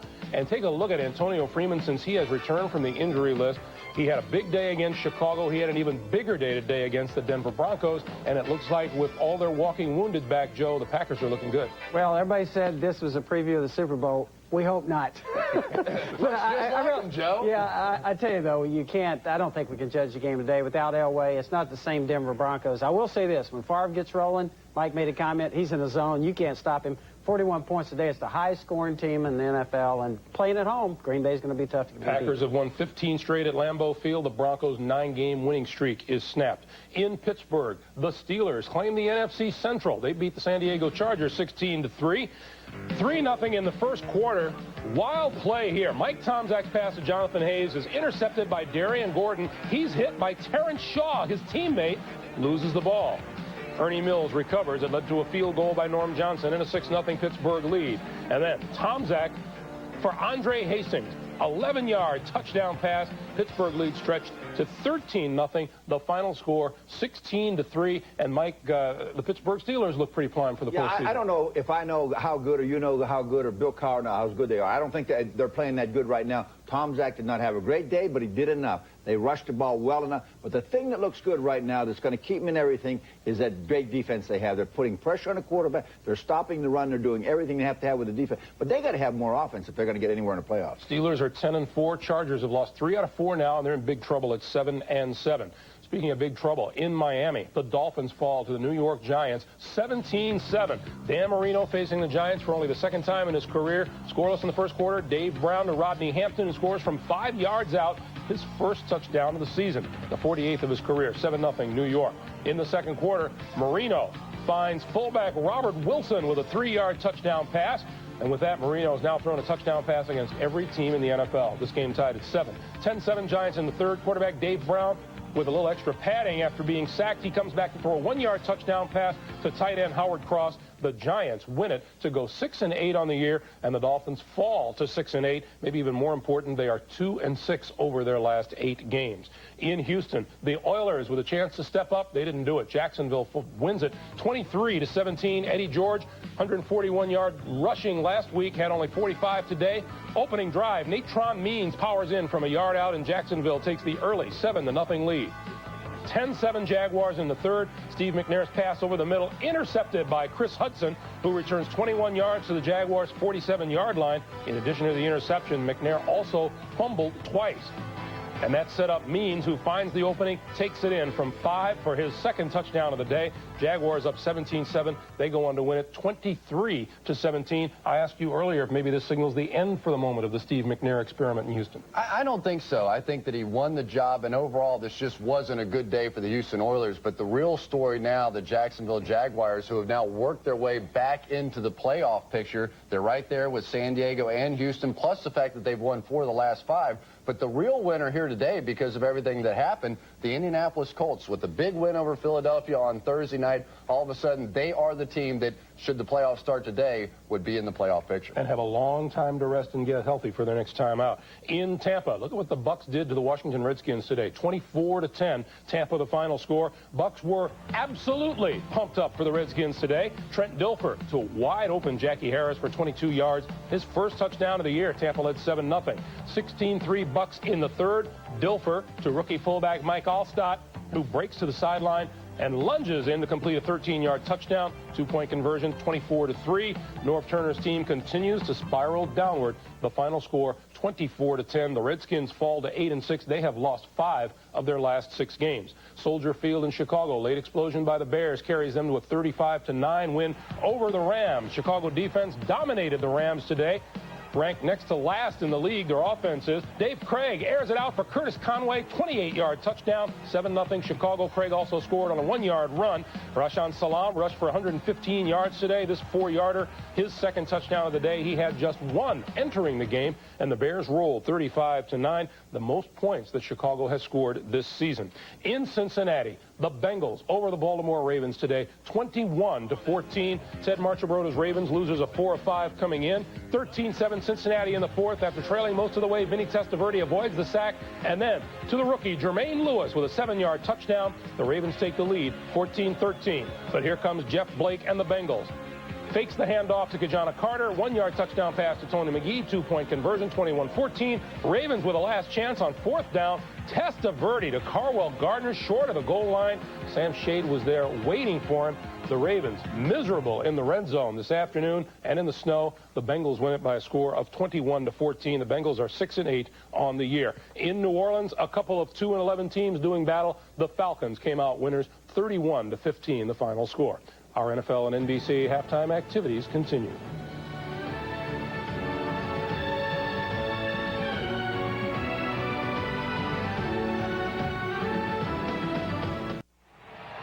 It is halftime. Seattle continues to lead by a score of 16-8. This is Charlie Jones and Randy Cross.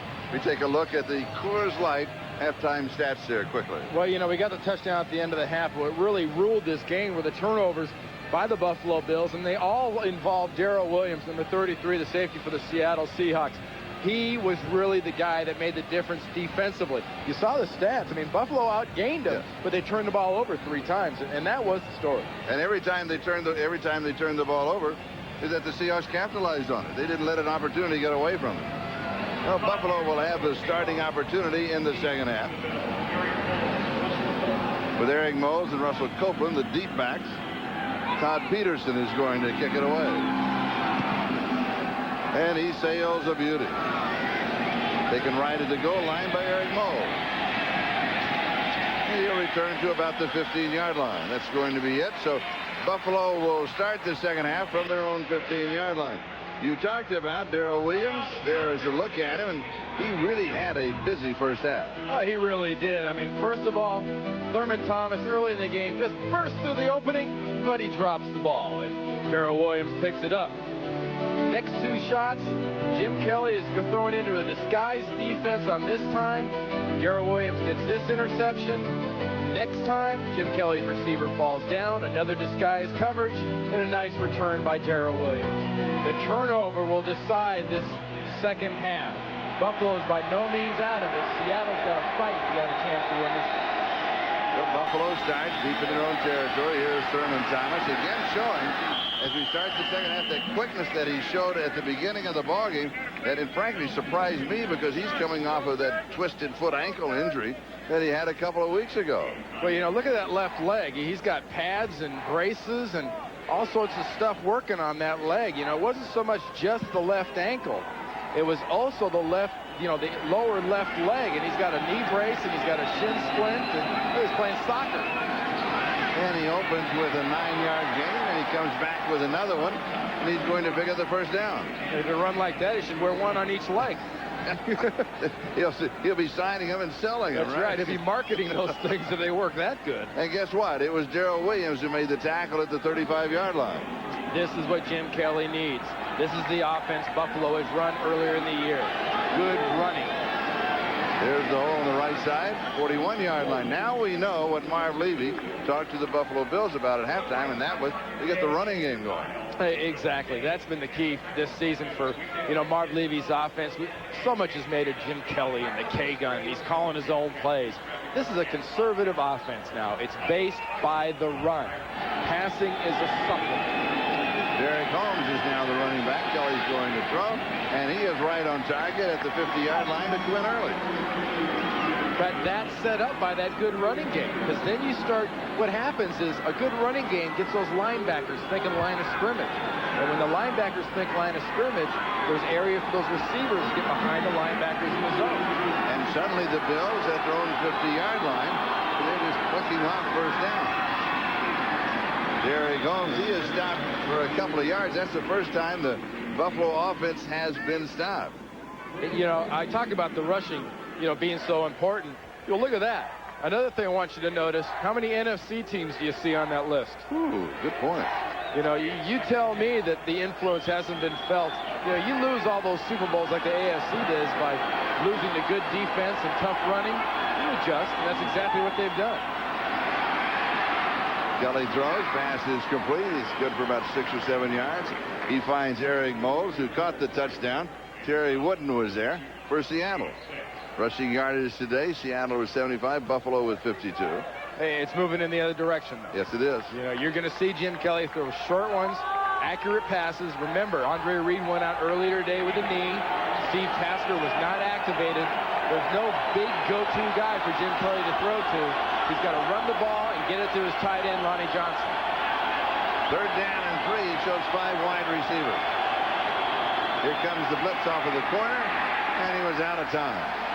Good defensive strategy by the Seattle Seahawks. They took away the short pass underneath, which is what he wanted to come back with for the first down. Well, Greg McMackin, the defensive coordinator, says, he might be out of time, but he's not out of Terry Wooden, because right now he's got all the Terry Wooden he can handle. That's Wooden there, number 90, getting up into Jim Kelly's face, and that was a good call by the defensive coach of the Seattle Seahawks. So Chris Moore is going to kick it away. Ronnie Harris is the return man, but this one is going to head for the end zone of the touchback. 43 yards on the kick. They'll bring it out to the 20-yard line. The Seahawks will move on offense. For the first time in the second half, they lead by 8. The NFL on NBC is brought to you by Acura, who invites you to test drive the new CL Luxury Sports Coupe. By Snickers, not going anywhere for a while? Grab a Snickers. Hungry? Why wait? By IBM, season's greetings to a small planet from everyone at IBM. And by Coors Light, proud partner of the John Wayne Cancer Institute and their search for a cure. In the first half, the Seattle Seahawks led Buffalo 16-0 before the Bills, with a touchdown and a 2-pointer, cut it in half with just over a minute to go. And now the Seahawks, their first opportunity on offense in the second half, and they come back underneath the coverage and they throw to Ronnie Williams. Williams and Carlester Crumper are the 2 tight ends as they open the second half in a double tight end set. Mark Maddox with the tackle. For the Buffalo Bills, what they have to do, Charlie, is, you play golf. Sometimes you have your A game, and sometimes you got your B game, and sometimes you just got to sort of play with what you got that day. And, I got a lot more of those days. Well, this is one of those days for the Buffalo Bills. So Wade Phillips has got to take more chances. He's got to attack more, put himself in more vulnerable positions to try to make things happen. Meyer could take advantage of that. And a check of the ticker showing the finals of the earlier ball game. Here's Chris Warren. Cuts back. He's breaking it. He'll go all the way. No, he won't. Inside the 20. He's gone. Jeff Burrow saves the touchdown. Wow, Charlie. I mean, you want to talk about a demonstration of a cut-back run? Awesome. Absolutely perfect. Why do you cut back? Watch onside. Bruce Smith. See Bruce Smith, the old side of that defense is all going onside. Warren came to a dead stop and cut back to avoid him. I mean, Burris makes that tackle to save the touchdown, but watch Warren. Speed brakes, air brakes, stop. See ya. Gone. Phil Hansen has a shot right there, but just a shot, not much of a shot. They had to rely on the speed of Burris to get that one. First down, 19-yard line. Here's the draw. Warren, little stutter step, breaks to the outside, 12-yard line. And he's got it going now in the second half. 7 yards, second down and 3. Matt Stevens with a tackle. Yeah, you talk about you got to go with what you got, what you got that day. Well, one thing Buffalo doesn't have is they don't have the intimidation factor. Seattle is not afraid of Buffalo. Buffalo does not have that attitude working, that real kind of surly swagger. No surly swagger. I mean, Chris Spielman and the gang on defense look absolutely normal. Warren is rushed for 102 yards. He's now replaced by Lamar Smith. If Smith tries the left side, he'll get to the 10-yard line.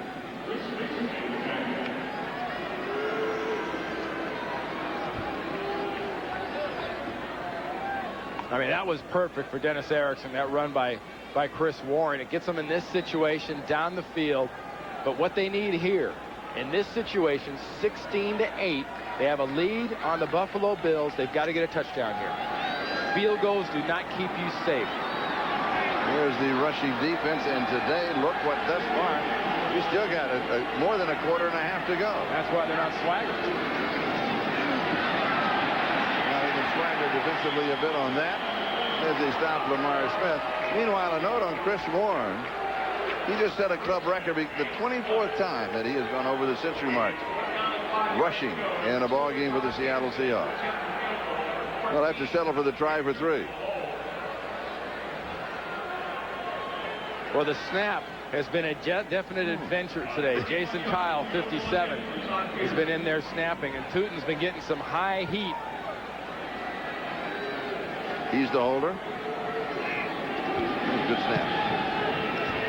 It's there for 3. The Seahawks stretch their lead now back 19-8. Kickoff in a moment. Welcome back to Seattle. The Seahawks adding the first 3 points of the second half. Now lead Buffalo 19-8. Todd Peterson is going to kick it away. He, by the way, has hit 4 or 5 field goals this afternoon. From 41, 38, 24, the last one from 30 yards out. Eric Moles and Russell Copeland are the return men for the Buffalo Bills. It'll be Moles as he closes in at the 6 down to the 15. And he is stacked up at the 20-yard line. It was Dexter Siegler who made the tackle after that 14-yard return. Next Saturday, NBC Sports presents more exciting NFL action at the special time of 3:30 Eastern Time with the NFL on NBC. Then watch an interconference battle. Junior Seau, the San Diego Chargers, will take on Dave Wannstedt's Chicago Bears. Randy and I will be there in the cold, along with our producer, Mark Wolf, and our director, Larry Cavallino. They'll be warm in the truck, of course. But it's a special Saturday edition of the NFL on NBC. That's next Saturday, starting at 3:30 Eastern Time. This will be a lot of fun. Well, I'd love to go to Chicago, and I'd love to go to Soldier Field. Chargers are 7-7 after that loss today. They have got to win. Kelly is just throwing this one away. He was way out of time. And look who's running after him. Surprise, surprise. Sinclair again. Yes. You know, this guy is one of those quiet rushers, because he doesn't do it every single play, but just about the time you figure he's been quiet, he suddenly rears his head and starts screaming again. I think he does it better when you're doing the ball game. When you're here, he turns it up a notch. He'd do a lot better if I was blocking it. Second down and 10. Kelly, quick drop on target. Pass is complete. Quinn Early has it. Selwyn Jones with the tackle. Well, you want to talk about getting it on the right number. He absolutely put that one on the perfect number, getting him that ball. Sinclair a little slow getting up after that little pile he got into with Chip Kelly back there, but boy, does Kelly put that in a perfect spot. Watch it. Remember I talked about the number away from the defender? Gun it on a slant. Right on the, he had a choice. Right 8 or left 8 on 88. Hit the left 8. 8 hurries. You saw the knock. He's taking a bit of a beating. Thurman Thomas. That was a first down. So Thomas moves out to the 35-yard line on first down. In following up on that last graphic you saw about the quarterback hits, remember at the very beginning of the game when we showed the Buffalo rosters, I made the comment about, the offensive line had all one thing in common besides being pretty good. They're all hurt. Yes. I mean, they got ankles and elbows and knees and, there's things you got to try to overcome. But, right now they're not doing a very good job protecting Jim Kelly. 7-stop drop, hit from behind, backside pressure, tried to knock it away. That was Robert Blackman coming on a corner blitz, and Kelly with his strength just held on to the football. Yeah, but that is not line blocking there, Charlie. That is Greg McMackin, the defensive coordinator, outdoing them. He calls the blitz. He gets the matchup with Thurman Thomas, trying to block Blackman, and Blackman got around Thurman like he wasn't even there. Thurman should have picked him up. He blocked like he had a bad ankle. He's not running like he has a bad ankle, but he was blocking like he has a bad ankle. Maybe it only hurts when he blocks. From the shotgun. Kelly has pressure all the way, and it is incomplete. He was going to Eric Moles. He was trying to hit him low and away as Corey Harris had the tight coverage on him. It is unsuccessful, 4th and 17, and that means that Chris Moore will kick it away for Buffalo. Seahawks continue to dominate the ballgame with the exception of maybe the last 5 minutes of the first half. Well, they played last year in Buffalo, and Buffalo won 27-21, I believe. And, you know, right now they're playing at home like that game never existed. Like they should never have lost that one. Chris Moore, this one is straight up and straight down. Fair catch is called for. Moved up and taken at the 47-yard line. That's a terrible kick. Good for only 28 yards. We'll be back. The Seahawks lead 19-8. The Seahawks have their best starting field position following a punt in the ballgame from their own 47-yard line.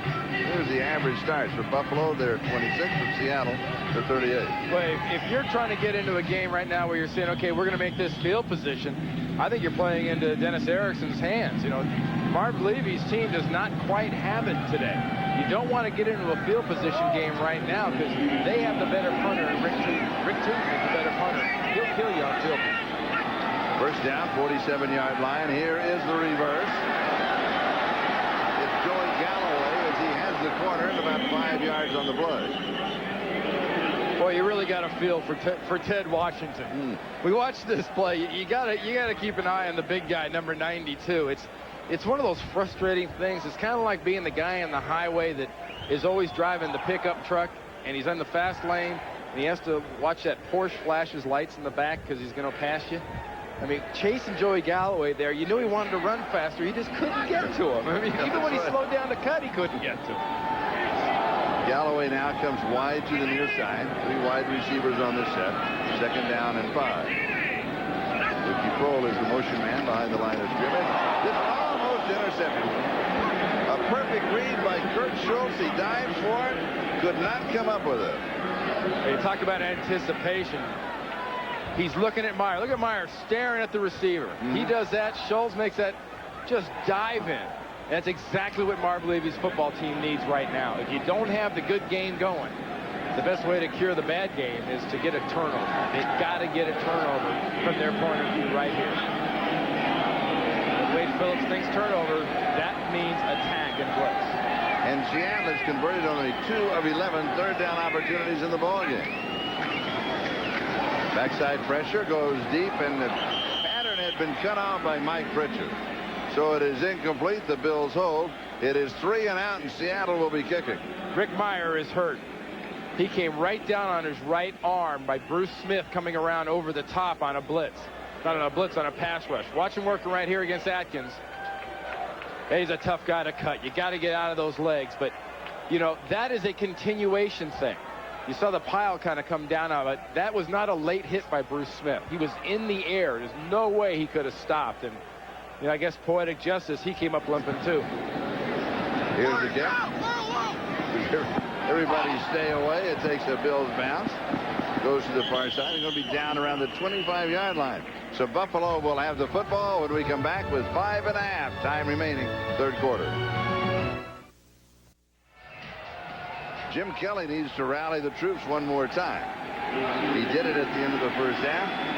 Seahawks have picked up 3 more in the second half. They lead 19-8. Buffalo with the first down for the 25. And on the handoff, absolutely nothing there for Derek Holmes. He's going to end up losing at least 5 yards on the play as Sam Adams was there to infiltrate for the Seattle Seahawks. Well, he's about to get a Reuben Brown facial because Sam Adams hits Reuben Brown and knocks him back into Derek Holmes. I mean, you're talking about 320 pounds, hitting about 330 pounds, picking on a poor little 230-pound running back. Second and 15. Kelly is high to the right. It'll be third down and 15. Jim Kelly is getting pummeled. I mean, I tell you what, Jim might want to think about having a body wrap. You see that left elbow wrapped up for that bursa sack? You might go to the trainer and see if he can get a body wrap because they are taking him down every single pass. You know you got something going on downfield if you're getting that much of a blitz look from the defense, but if you don't have the time, it's really a moot point. Third down and 15. Bills have converted only 3 of 9. Third down opportunities, and it's dropped. Right in the hands of Clint Early, and he drops it. Wow. Jim Kelly got the time. They were coming after Jim Kelly, and that is one right now. You can't add to that list about the knockdowns and hurries, Charlie, but The line did a good job. Look at that, right in the hands. And the hands of an artist, too. Oh, yeah, I mean, he's a great artist. Yes. But, you know, he caught that one like he was especially with crayon. Barely gets it away under pressure. Ronnie Harris on the return. Harris to the 35. Nice inside move to the 45-yard line. And again, Seattle will start with pretty good field position. 48-yard kick, 13-yard return. We'll step aside. Back in a moment. This is Chris Brantley of the Buffalo Bills and one of their trainers on the sideline. Yeah, that's a stretch. That's Rusty Jones, the strength conditioning coach, giving him a little stretch. Probably because he hasn't been in the game much. He's starting to tighten up. Seattle from their own 45-yard line. Here is Warren in the corner, and he's pulled down from behind. They got him from the side after a gain of about 5 yards on the play, and it was Damian Covington who made the stop for the Buffalo Bills. You know, one of the reasons that we're getting the corners out here is really Warren is doing a good job of accelerating out there, and he's getting some help. You know, when you get a corner that clean, it's because the wide receiver's doing a nice job. And look at Galloway, Joey Galloway, 84, blocking on Thomas Smith. I mean, that buys your running back at least 3 yards. Chris Warren now has rushed for 108 yards on 17 carries. That's the third 100-yard game he has had this year. He's replaced by Lamar Smith, who goes into the hole. A little sidestep left. 47-yard line of Buffalo. Rick Meyer, operating now with a bruised right shoulder, has completed only 8 of 21. 8 of 21 for 139 yards and a touchdown. That's kind of like Joey Galloway. What's he got? 1 catch for 27 yards and a touchdown? I mean, we haven't seen much of the featured receiver for the Seattle Seahawks, but they've run the ball effectively, and Meyer has completed the passes he needs to complete. This is a first down Seattle has to have. Third down and 2. Because of Bruce Smith. Exactly. You know, sometimes, Charlie, this guy in the last month just swells up, and 78 says, you know, we're not going to play bad. I will not allow us to. He beats the rookie Kendall. The left guard tries to block him. He just powers through him, and, you know, he's got the will of 2 or 3 people. When we talked with Phil Hansen, the defensive end for the Buffalo Bills on the other side last night, he said, I cannot describe what Bruce Smith brings to our defense. And then he also said, I can't beat Bruce Smith. He said, I tried. He says, but he has more physical attributes. He says, there's just absolutely no way. This one's going to be down. Oh, he's going to chase it around the 10-yard line. Nice kick by Rick Tootin. And the Buffalo Bills with 2:28 start out with in the third. Terrible field position. Well, and Tootin gets that 37-yard punt going there, Charlie. But remember, we're talking field position game. If you want to get in a field position game with Seattle down 16-8, 19-8, you're asking for serious trouble. They keep getting the ball to Seattle at the 40, 45-yard line. Marv Levy's offense keeps getting backed up like this. This invites that aggressive defense of Greg McMackins for Seattle. That invites the blitz, and that invites more lumps and bruises on number 12, Jim Kelly, and goodness knows he's got enough going right now. In the ballgame, Buffalo has had only one extended drive as far as yardage is concerned, a 72-yard drive that led to their touchdown, but they did it in 4 plays. They haven't had that drive of 8, 12, 10 plays down the yard, down the field. There's a little shovel pass in desperation to Eric Moe, and Moe turns it into a pretty good game. But the Bills haven't been able to control the offense. They really are, Charlie. I mean, the deal is they're changing up on defense. It's not one thing. This time, it's Cortez Kennedy working against Reuben Brown, 96. We're going to have to start calling Jim Kelly Lumpy for all the hits he's starting to take. We won't call him Lumpy Rutherford. We'll call him Lumpy. I mean, second down and 4. He wants to come back out, and he gets it. He completes the pass to Russell Copeland. And Copeland goes out to the 25-yard line. He's got the first down. You talk about will and Bruce Smith, you know, he's kind of wills himself to do these things. It looked like Jim Kelly was scrambling out there, kind of willed his receiver. It's like staring at him, go, get over there now. You're right. I mean, he's got the receivers that he's not used to working with. It is high incomplete. Whoa. Mold's intended receiver and almost picked off by Robert Blackman. Robert Blackman got one hand on that thing there. You know, Jim Kelly trying to get that ball to Molds. You know, if he get Jim Kelly out of the pocket, he starts moving, it could be a little difficult for Jim. Look at Molds, those outside receiver 80, a little floater. When you throw and move, if you're not used to it, the ball will float on you. 2nd and 10. Here is a draw. Thurman pops through to the 35-yard line. That's going to be close to the first down. Let's see what mark they give him. He could well pick up the first down on the play. Corey Harris with the tackle. Watch the body motion of Thurman Thomas. Watch how this play is all set up in the offensive backfield. Watch Thurman Thomas right here. Watch how he handles his body if you're the defender.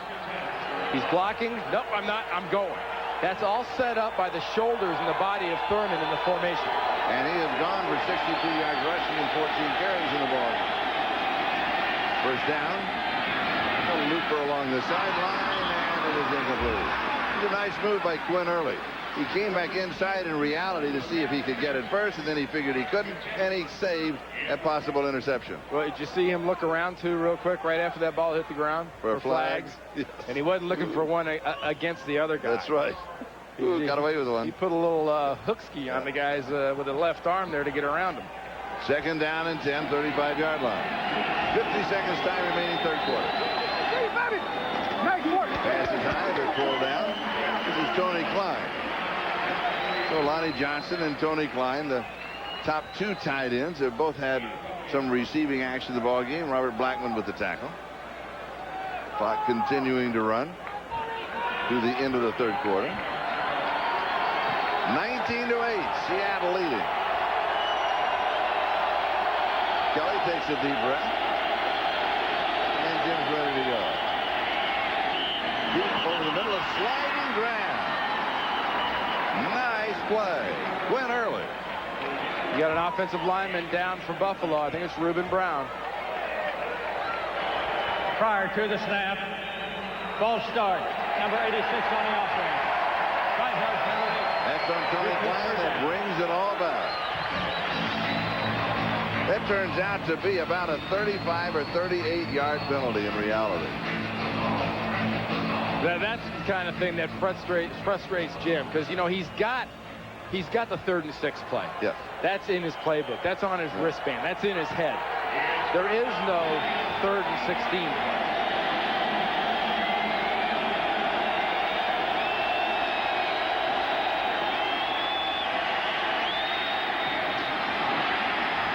Pass is caught at Russell Copeland.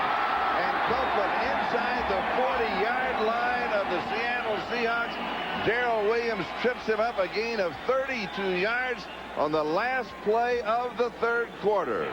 3 in the book. Buffalo trails 19-8. Seahawks on top. We'll be back after these messages from your local station. Copeland, watch the defensive backs and keep in mind where the first down marker is. This defense has been attacking. Jim Kelly catches them in a soft defense, takes advantage of it. That was a good read by Jim Kelly. Kelly now has completed 19 of 34, 267 yards. We start the fourth quarter with Thurman Thomas. That is the 8th play of the drive that started back on the Buffalo 11-yard line. This is the one thing they have not done. We mentioned this a moment ago. They have not been able to put together that long, sustained drive when they use a lot of plays. I mean, kind of like the drive when you start using words like rhythm and things like that? Yes, all those announcer terms. 2nd down and 8, 35-yard line. Kelly is sacked at the 44. Dean Wells gets it, 3rd time he's been sacked in the ballgame. Charlie, that was Michael McCrary, number 99, coming from the backside. Watch what happens working against John Fina. He gets him going backwards, and then he fights through him. McCrary's the same guy that blocked that field goal and returned it for a touchdown earlier this year against the Houston Oilers. And boy, that was as big a play he's made defensively in a while for the Seahawks. McCrary also had 10 tackles at Denver last week. 3rd down over the middle and wide open is Quinn Early. Early, a nice move for the 20-yard line, first down. That was 3rd down and 17. Well, remember last one, 3rd and 13, and they made it. Why'd they make it that time? A soft defensive backfield. Watch this area right in here. Here's Early. Watch how soft the middle of this defense is. They're giving. It's a zone. They're gone. Another nice call. Remember, Jim Kelly calls these plays. 20-yard line, first down.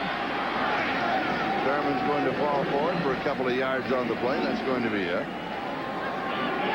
Still a lot of time remaining in the ballgame. 13:40 and counting. Seahawks are up 19-8. Yeah. You know you're not having a good day offensively, Charlie, when you're in the fourth quarter and you finally get a chance to say how the team's been doing in the red zone. First time for Kelly and the Bills in the red zone today. The touchdown, of course, coming from 37 yards out. They just kind of passed through the red zone in the first half on that play. Kelly has a man. Does he hang on to it? Yes, 3-yard line right on target. And it was Tony Klein who pulled it in. Nice grab. Well, Jim Kelly gets his kid in the huddle and says, you're now forgiven for jumping off sides. 3-4 plays ago, he jumped off sides, and he goes and gets this one. He finds the spot, and that is a grab. That is not a catch. That is a grab because he plucked that thing out of the air. Number 61 reports eligible. Number 61. Now, Dusty Ziegler will be set as a tight end. That's the announcement. So he is an eligible receiver. Is that the voice of God? Yes, it is. That's Dusty Ziegler. Dusty's from Notre Dame. That's right. Well, he got a little something going for him. But I mean, man, where'd that come from? First to go, 3-yard line. Well, it'll be first to go, 4-yard line. Thurman Thomas is stumped by Winston Moore. Well, I don't know where that voice came from, but I got a pretty good idea where that defense came from. Watch the outsides. Look at Wooden. Look at Moss. Wooden coming from the inside, Moss from over the top. I mean, wow. I mean, the Buffalo pads are low, but the two guys they have to allow for, they don't allow for. Derek Holmes is now the tailback as he replaces Thurman Thomas. Second and goal. Play action fake, little lob, and it's incomplete. Tim Tyndale out of the backfield, the fullback, the intended receiver. Charlie, another little golf analogy, short chip. You ever skull those across the green? Yes. Well, Jim Kelly's trying to put a little too much touch on this little chip. Look at him float that thing, and he just put a little too much air underneath that floater. And you know what he's saying right there? Give me another one. Let me do that again. Run that one back. In this drive, Kelly has completed 6 of 9 for 86 yards. Here's the current drive. And it's third down, goal to go. 4-yard line. And Kelly wants a timeout. And the crowd will enjoy this. They think they've taken him right out of his game plan. We'll step aside for a moment. 11:43. Time remaining. Seattle leads it 19-8. The NFL on NBC is brought to you by Ford and your Ford dealer. Have you driven a Ford lately? By Prime Star, mini dish entertainment with no dish to buy. And by Visa, the preferred card of the NFL. It's everywhere you want to be. You know, Jim Kelly came out in a split formation. He got 1, 2, 3, 4, 5 defensive backs. He didn't have the advantage he anticipated. He saw the 5 DBs, and he only had 3 wide receivers. Third down and goal. He's rushed to take a blitz. Outside again, Charlie. A free blitzer from the outside. When you spread those guys out, remember, we talked, Charlie, about the top of the screen. The blitz coming right where in your backside. That's exactly where Jay Bellamy, number 20, comes, from the backside. Fourth down, field goal attempt from the 12-yard line, an attempt at 22 yards. Officially, they say 23, and it is good for 23 yards away. So the Bills tack on 3. They now trail 19-11. The NFL on NBC is brought to you by Domino's Pizza. Call now to enjoy a hot and delicious Domino's Pizza during the game. For hot and wow, call Domino's now. This is Charlie Jones, Randy Cross. Now 11 minutes, 36 seconds. Time remaining in the ball game. The Seattle Seahawks, they've led throughout the afternoon. They continue to lead the score now 19-11. Steve Christie is going to kick off, and Ronnie Harris is the return man for the Seattle Seahawks.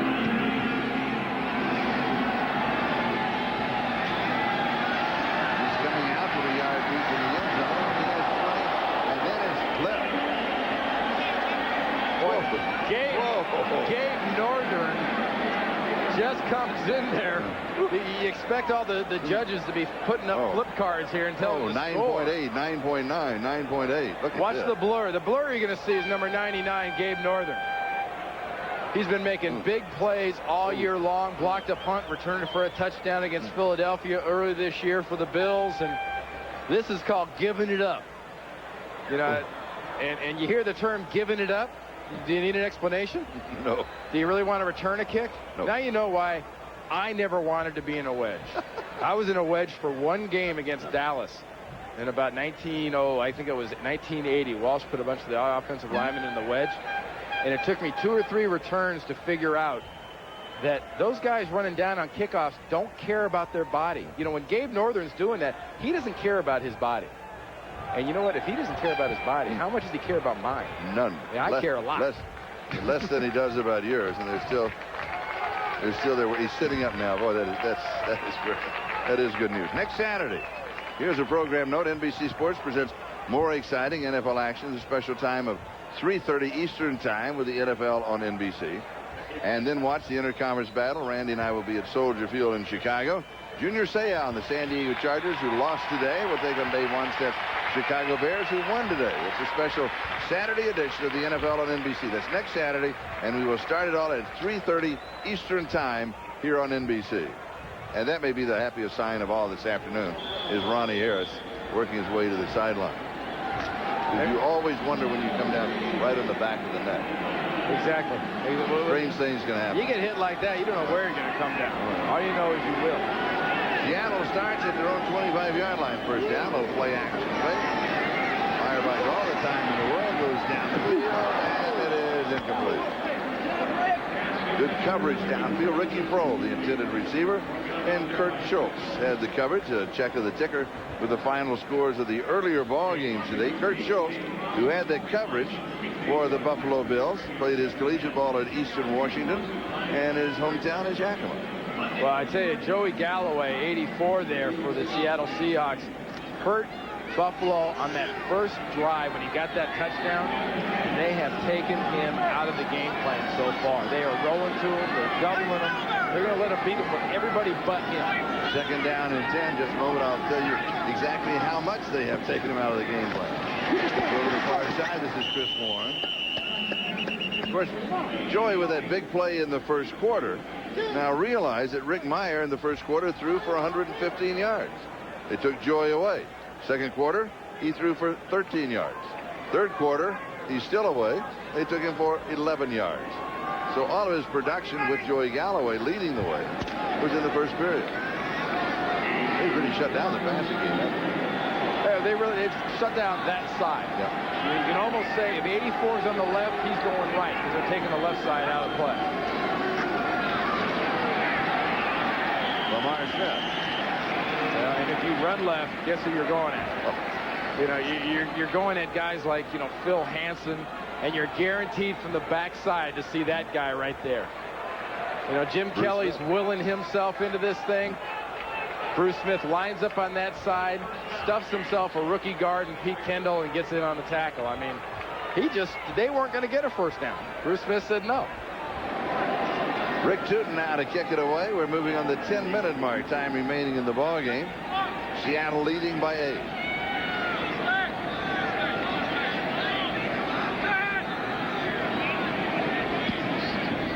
Another good kick.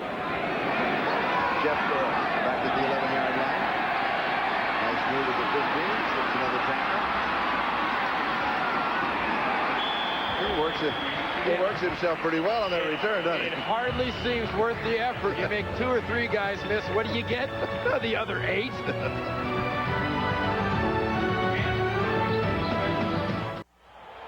They're working on the toes in the foot of Chris Warren, the running back from the Seattle Seahawks. And they've cut down the tape off of the ankle. It was on there a moment ago as Buffalo goes to work. On the 20-yard line, pressure. Kelly was hit. The ball is loose. Sam Adams. Seattle has the ball. Sam Adams makes the play, and Kelly is really nailed. You know, during the commercial, Charlie, we were talking, you know, if I'm Greg McMackin, you got to keep attacking. You got to keep going after Jim Kelly. That's exactly what the defense does. Watch this. Corey Lucci working against Sinclair. Sinclair gets in there, gets right underneath Kelly's right arm, drives the left shoulder into the ground, and Kelly's holding that left arm. And that is now 4 turnovers by Buffalo, and Seattle has capitalized on each of them. That's Sinclair's second sack of the day. Seattle 19, Buffalo 11, 9:38 left to go. Worth mentioning again the 4 turnovers that we talked about a moment ago. Again, they've capitalized each time. Meyer is scrambling. And he fights his way back around the 12-yard line. Kurt Schultz with the tackle as we go to New York for an update on the New England game. Well, Charlie, at Foxborough, it doesn't seem to matter who's quarterbacking the Jets. Glenn Foley picked off by Ty Law. He returns 38 yards for a touchdown. The Jets rolling toward a 1-13 record. Right now, it's New England 27-10 late in the third quarter, Charlie. And here in the third quarter with 9 minutes, now under 9 minutes to go, Seattle fashioning an upset over the Buffalo Bills. They've led all the way. It's 19-11. They have a fumble recovery by Sam Adams and a chance to add at least 3 more to their total. Here's Lamar Smith. Smith cuts back. He's inside the 5-yard score. They're going to add 6, maybe 7 more.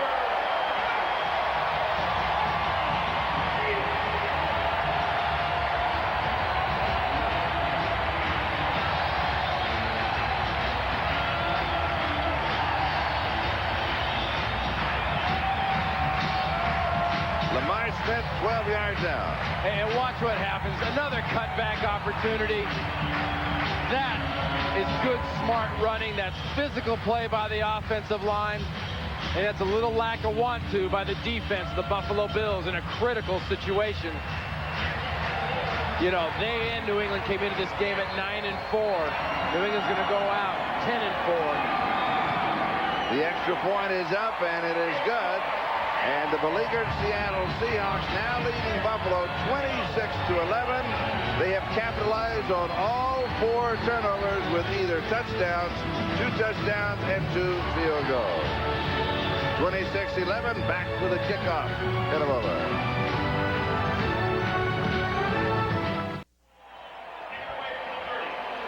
.841 time remaining in the ball game. Seattle up 26-11. They'll kick it away with Eric Moles, the deep back, and Tim Tyndale is the up back on the return for Buffalo. Moles will pull it into the 7-yard line. Has an opening at the 30, and then it's cut down to the 35-yard line by Darrell Williams. 28 yards on the return against the Seattle Seahawks ball club that's been very opportunistic. Is that right? Did I pronounce that right? Opportunistic. Opportunistic. I left out a syllable. Well, you know, they created the one on the downs, but, you know, we've got fumbles, interceptions, 23 of the 26 points today coming off of turnovers by the Buffalo Bills. And, you know, Jim Kelly's back in the game, Charlie. We saw how bad Dennis Erickson's defense beat on him last time. They better treat this guy like fine bone china or he's going to crack. Kelly has completed 21 of 38. He's thrown for 306 yards, and he completes this one for a first down. So you can add 15 more yards to his total. Jay Bellamy for the defense. Quinn Early has the reception as we check the ticker and the other current games that are going on in the NFL at this time. You heard Greg back in New York refer to the Jets as rolling to 1-13. Yeah. We've seen them enough. They're stumbling. They don't roll. Here's the draw to Derek Holmes. And Holmes will be taken out of bounds around the 46-yard line by Winston Moss. Absolutely, Charlie. The critical sin to be committed by the Seattle Seahawks in this situation is to soften up defensively. If you soften up defensively against Jim Kelly and this offense, Greg McMackin's defense will give up points fast if they don't keep attacking. 26-11 Seattle, 7.5 minutes left. Kelly comes out, looks right, throws left, pass is complete. Out of bounds 40-yard line, but that will be a first down to Chris Brantley. And Kelly's got the offense cranked up and going again. And remember, he's going to keep the short little ones like this, but then he's going to run guys off and then run another receiver underneath behind the linebackers and go for a big run after catch type play.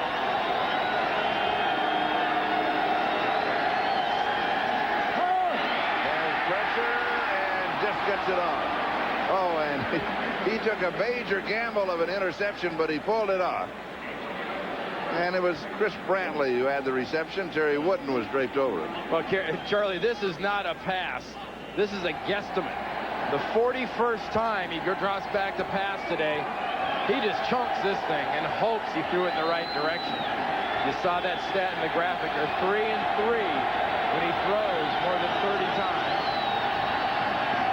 Second and 9, he said. Cortez Kennedy gets it. That is the 5th time that Jim Kelly has been sacked in the ballgame. Well, I mentioned the Cardinal sin is to be soft and not attack. Last play, it was Wooden. This play, it's the Tez. All 300 and some odd pounds of them lumbering up in the middle and just enveloping Jim Kelly. I mean, Kelly was not going to get that ball off, and Tez Kennedy right there. I mean, and now is the case. Now, don't be soft now. Keep attacking. Third down, 19. Little play action fake, another sack. Number 6, Antonio Edwards gets it.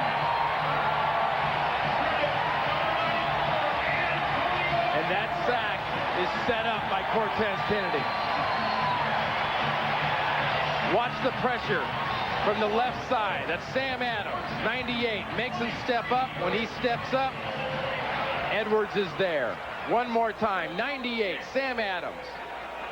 He steps up. Kelly's there. There's good aggressive defense. And here's the kick for Moore with Joey Galloway now back as the return man, and he is thrown down. But there's a flag at the 15-yard line. 5:51, that is the time remaining in the last home game of the season for the Seattle Seahawks, and several of the players making their statement on the season. Coming into the ball game, their record was 5-8. A victory here, of course, they would be 6-8. They have lost 4 home games this year, and they have lost to good ball clubs here. Denver, Kansas City, Green Bay, and Oakland. They've lost all to them here indoors in Seattle. And here is the call from Howard Rowe, our referee.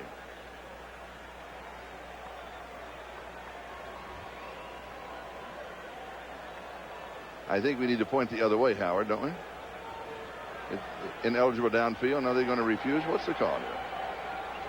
12 men on the field. Illegal substitution on a receiving man. Too many men on the field. That penalty's declined. First down, Seattle. No, Seahawks had 12 men on the field. Still couldn't work out a return. Joey could have used 14. I tell you right now, Jim Kelly could use 7 offensive linemen, because you know he's got a lump and a bruise for every one of those numbers. So if you add those up, folks, somewhere on Jim Kelly right now are 31 lumps and bruises. And those are the ones that really we know about. Those are the new ones. Those are the new ones. That's not counting the old ones. You know, the left elbow was all bruised and lumped up, and he's taking a beating today. Seattle starts from the 10-yard line. Lamar Smith. Buffalo will be at Miami next Monday night, and then they will finish out the season at home with Kansas City. Seattle, I mentioned again their last home game. They go on the road at Jacksonville, and then in 2 weeks at Oakland for their last regular season game. Well, you know, this time next week when they're getting ready to play again, Buffalo's mindset is suddenly going to be going from, you know, trying to keep pace with New England, that if this game, they lose this ball game, they're not keeping pace with anybody. You know, they're thinking suddenly wild card. And, you know, Oakland Raiders are the only team to ever go to, all the way through the Super Bowl and win it in the wild card position. Todd Collins loosening up on the sideline.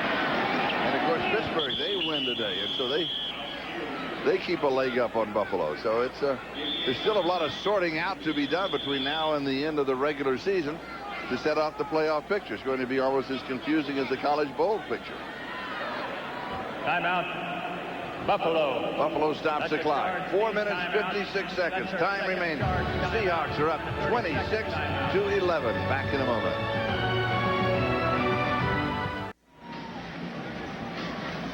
.456 left. Seattle 2 of 14 third down conversions in the ballgame. None this half.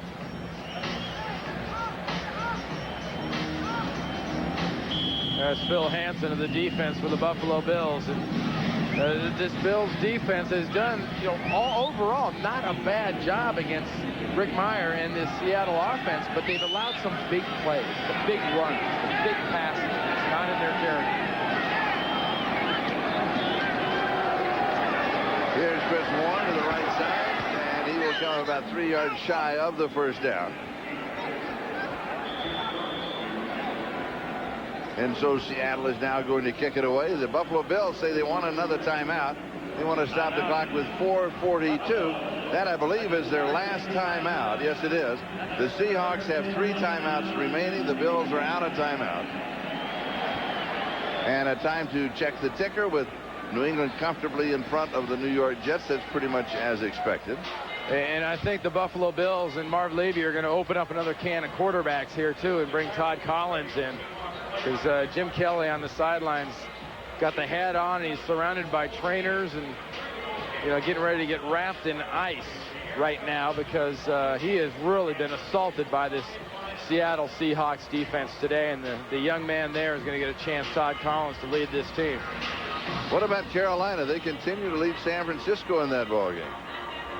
They are a good football team. No surprise to me. I mean, they're living proof that free agency works. For all those fans around the country that thinks free agency can't be worked correctly, when you've got people in your front office, like Bill Polian down there at Carolina and an excellent coach and Dom Capers and a great staff, you get the people you think fit into your system that have played for you and know what you want to do. And your kind of people. They always use that terminology. Yes. And just look at what they've done. Right. Rick Tootin gets it away. And here is Jeff Burrow. With a stiff arm. Up the sideline. Here he comes. 50-yard line. Can he break it? He grab a fistful of jersey and stop him at the 30-yard line. Nice return. Jay Bellamy finally was able to stop him.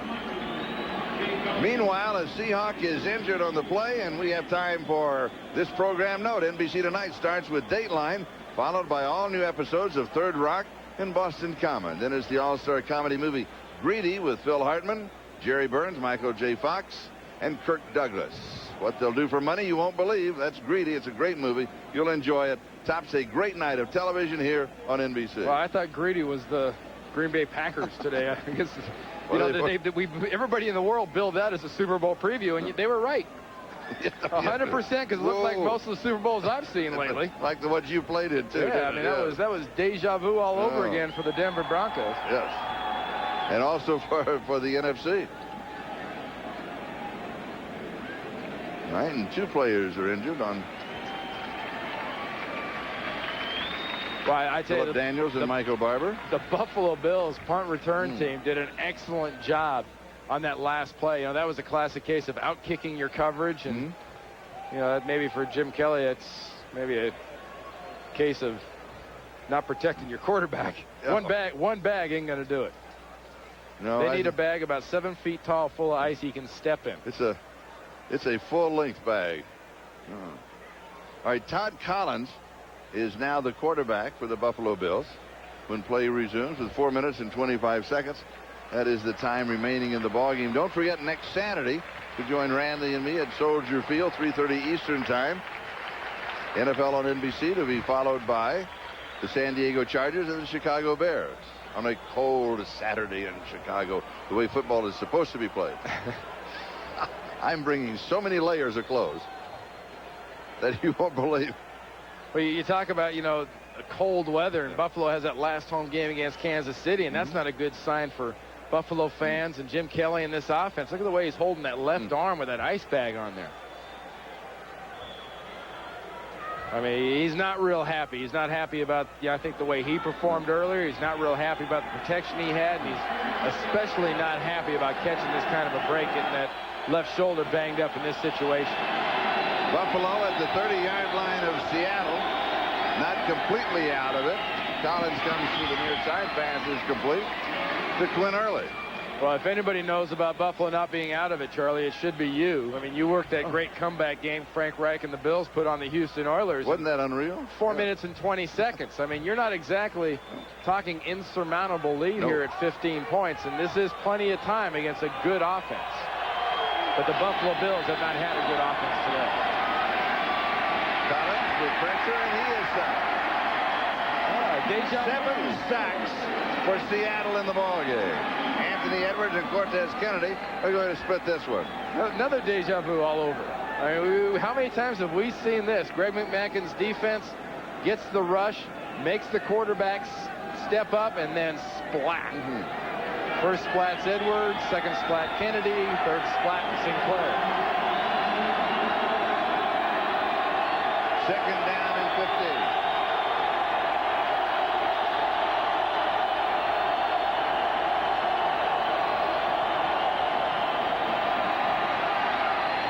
To the end zone and overthrown. Chris Brantley, the intended receiver. Darrell Williams had the coverage. 3 minutes and 46 seconds. That is the time remaining in the game. It'll be third down and 15. You know, Charlie, up on the other side of the field, he threw where the safety rotated to in that coverage. You had the single coverage on the other side of the field with Carlton Gray working against Quinn Early. Three wide receivers.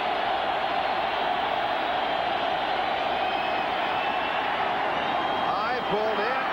Touchdown Buffalo. Chris Brantley. Whoa. That was another grab. That wasn't a catch.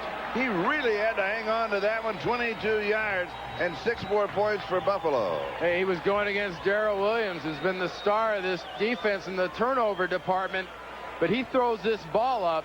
Brantley just looks in time, gets it, and Williams can't stop him from getting in the end zone.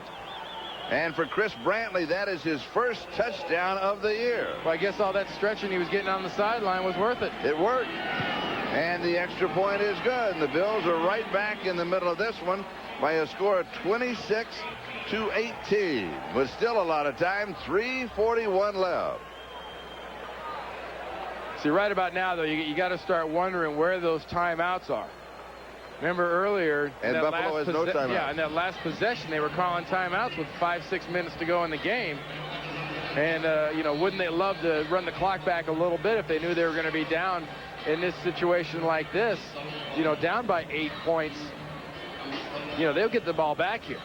I don't think this is an onside kick situation. I think you give this ball back to Seattle, stuff them, and then get the ball back with about, I don't know, a minute to go or so.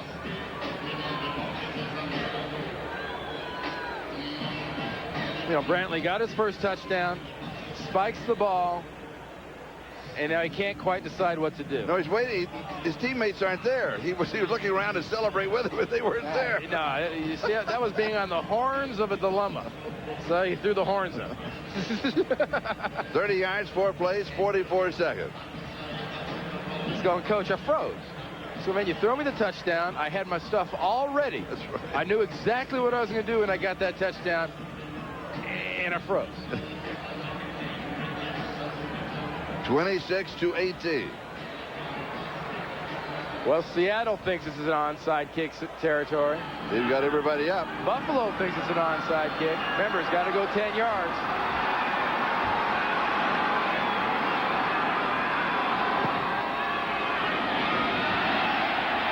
Buffalo has the ball. It was touched by a defender before it went 10 yards. That means it's a live ball. Good catch, Charlie. Absolutely right. There's no reason Dennis Erickson's guy had to get out there and touch that thing. The way it was bouncing, watch what happens. Now it's live.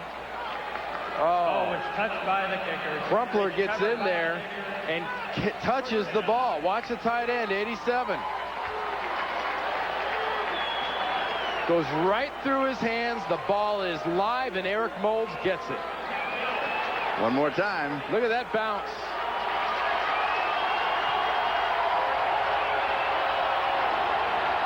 Buffalo starts at their own 40-yard line. They trail by 8. Touchdown, 2-pointer. They're tied. Collins is sacked. Number 8.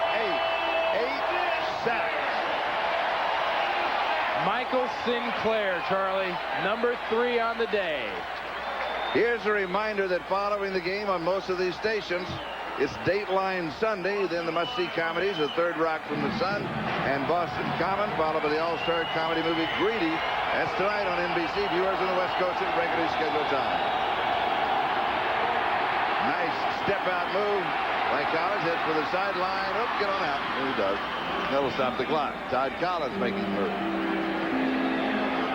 Collins has started 3 ball games this year for Buffalo. His record as a starter is 2-1. Early on, he led the Bills to wins over Dallas and Indianapolis, and then he lost to Indianapolis last week. In this situation, you know, I've been saying don't be passive if you're the Seattle defense. Keep attacking. They haven't had to attack with the blitz. They've got all the pressure from their defensive line. They're dropping in zone. Seahawks with 8 sacks.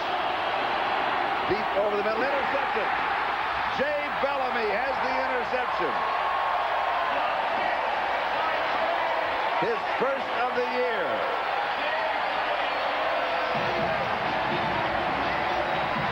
Five turnovers. And Greg McMacken right there, the defensive coordinator, knows if you can get the pressure with 4 linemen, you can drop in zones. And when you drop in zones, you can have defensive backs anticipate like Bellamy did there, stepping right in front of the receiver. Watch. Right there at the right part of the screen, he's able to anticipate the pass intended for Tony Klein, and he gets that one. I mean, that was good defensive call by the sideline and perfect execution by Jay Bellamy. Bellamy this year a team-high 25 special team tackles, picks off his first interception of the ball game.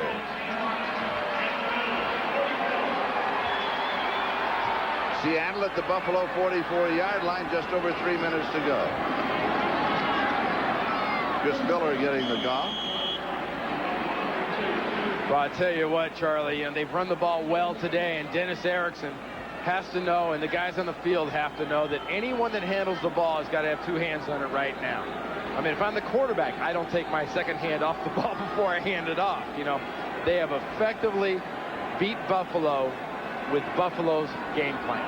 Chris Miller now has rushed for 114 yards, which means in the last 2 ball games he needs 194 to reach that 1,000-yard plateau for the 5th consecutive year. And, you know, that's not something Chris Warren is used to, being in that situation, chasing 1,000 this late in the year. He'll add a couple more yards to his total here. And we'll take the countdown to the 2-minute warning. Buffalo out of timeouts. And the Seahawks still have 3 timeouts remaining. Well, if Marv Levy and the Bills didn't like that 5.5 hour plane ride out here, they're going to be nuts about this one. It's going to be a long ride home. 2-minute warning. Seahawks up 26-18. Jim Kelly now a spectator out of that last series. Ice on the shoulder. Cap is on.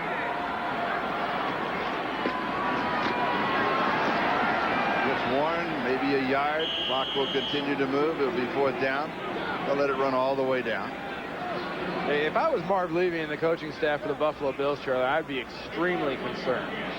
Because this Buffalo team couldn't beat Seattle. If this Buffalo team shows up next week against Miami in Miami, they won't beat the Dolphins. And this kind of Buffalo team can't beat the Kansas City Chiefs, even at home.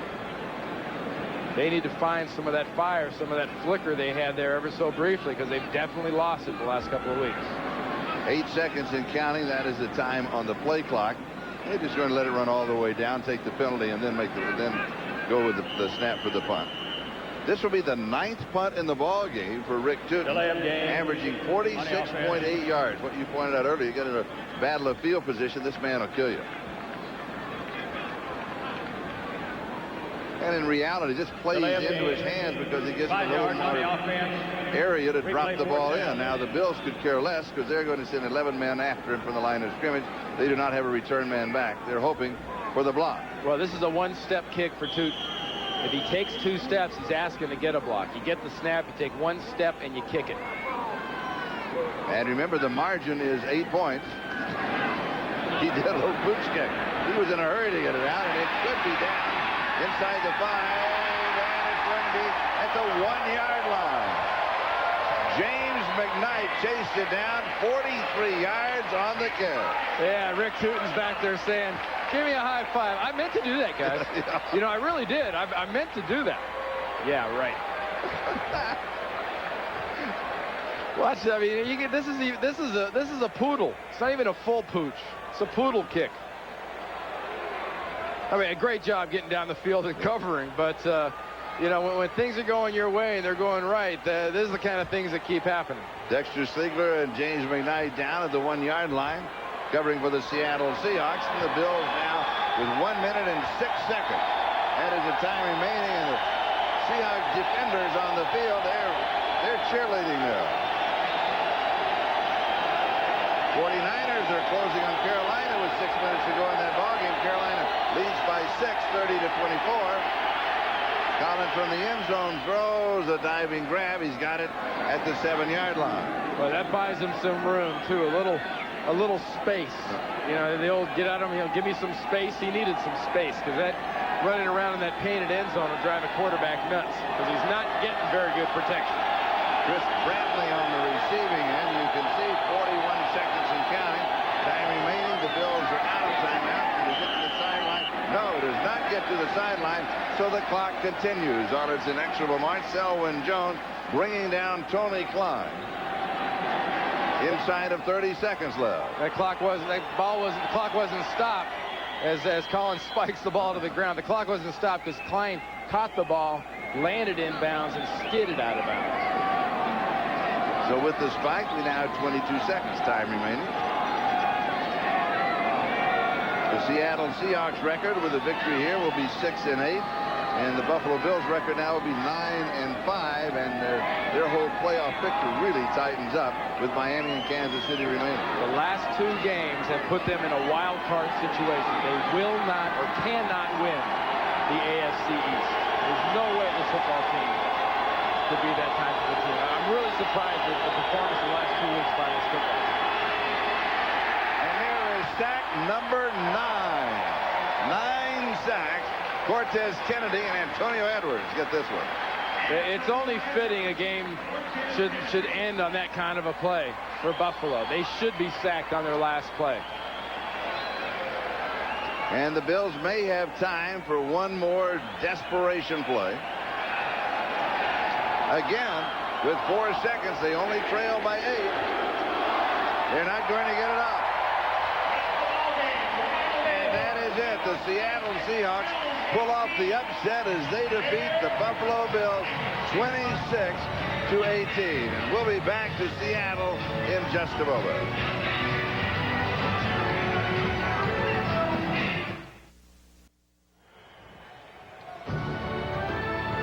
Buffalo turns the ball over 5 times. Seattle with 9 sacks. Seahawks win it 26-18. Next Saturday at 1:30 Eastern, it's the Ironman Triathlon. Paula Newby-Frazier comes out of retirement and goes for a record 8th victory. Then at 3:30, more exciting NFL action will be in Chicago, the Bears and the Chargers. For Randy Cross, Charlie Jones. This has been the NFL on NBC. The NFL, the NBA, Major League Baseball, Notre Dame football, the PGA Tour, Wimbledon, the USGA Championships, and the 2000 and 2002 Olympic Games. All on America's sports leader, NBC.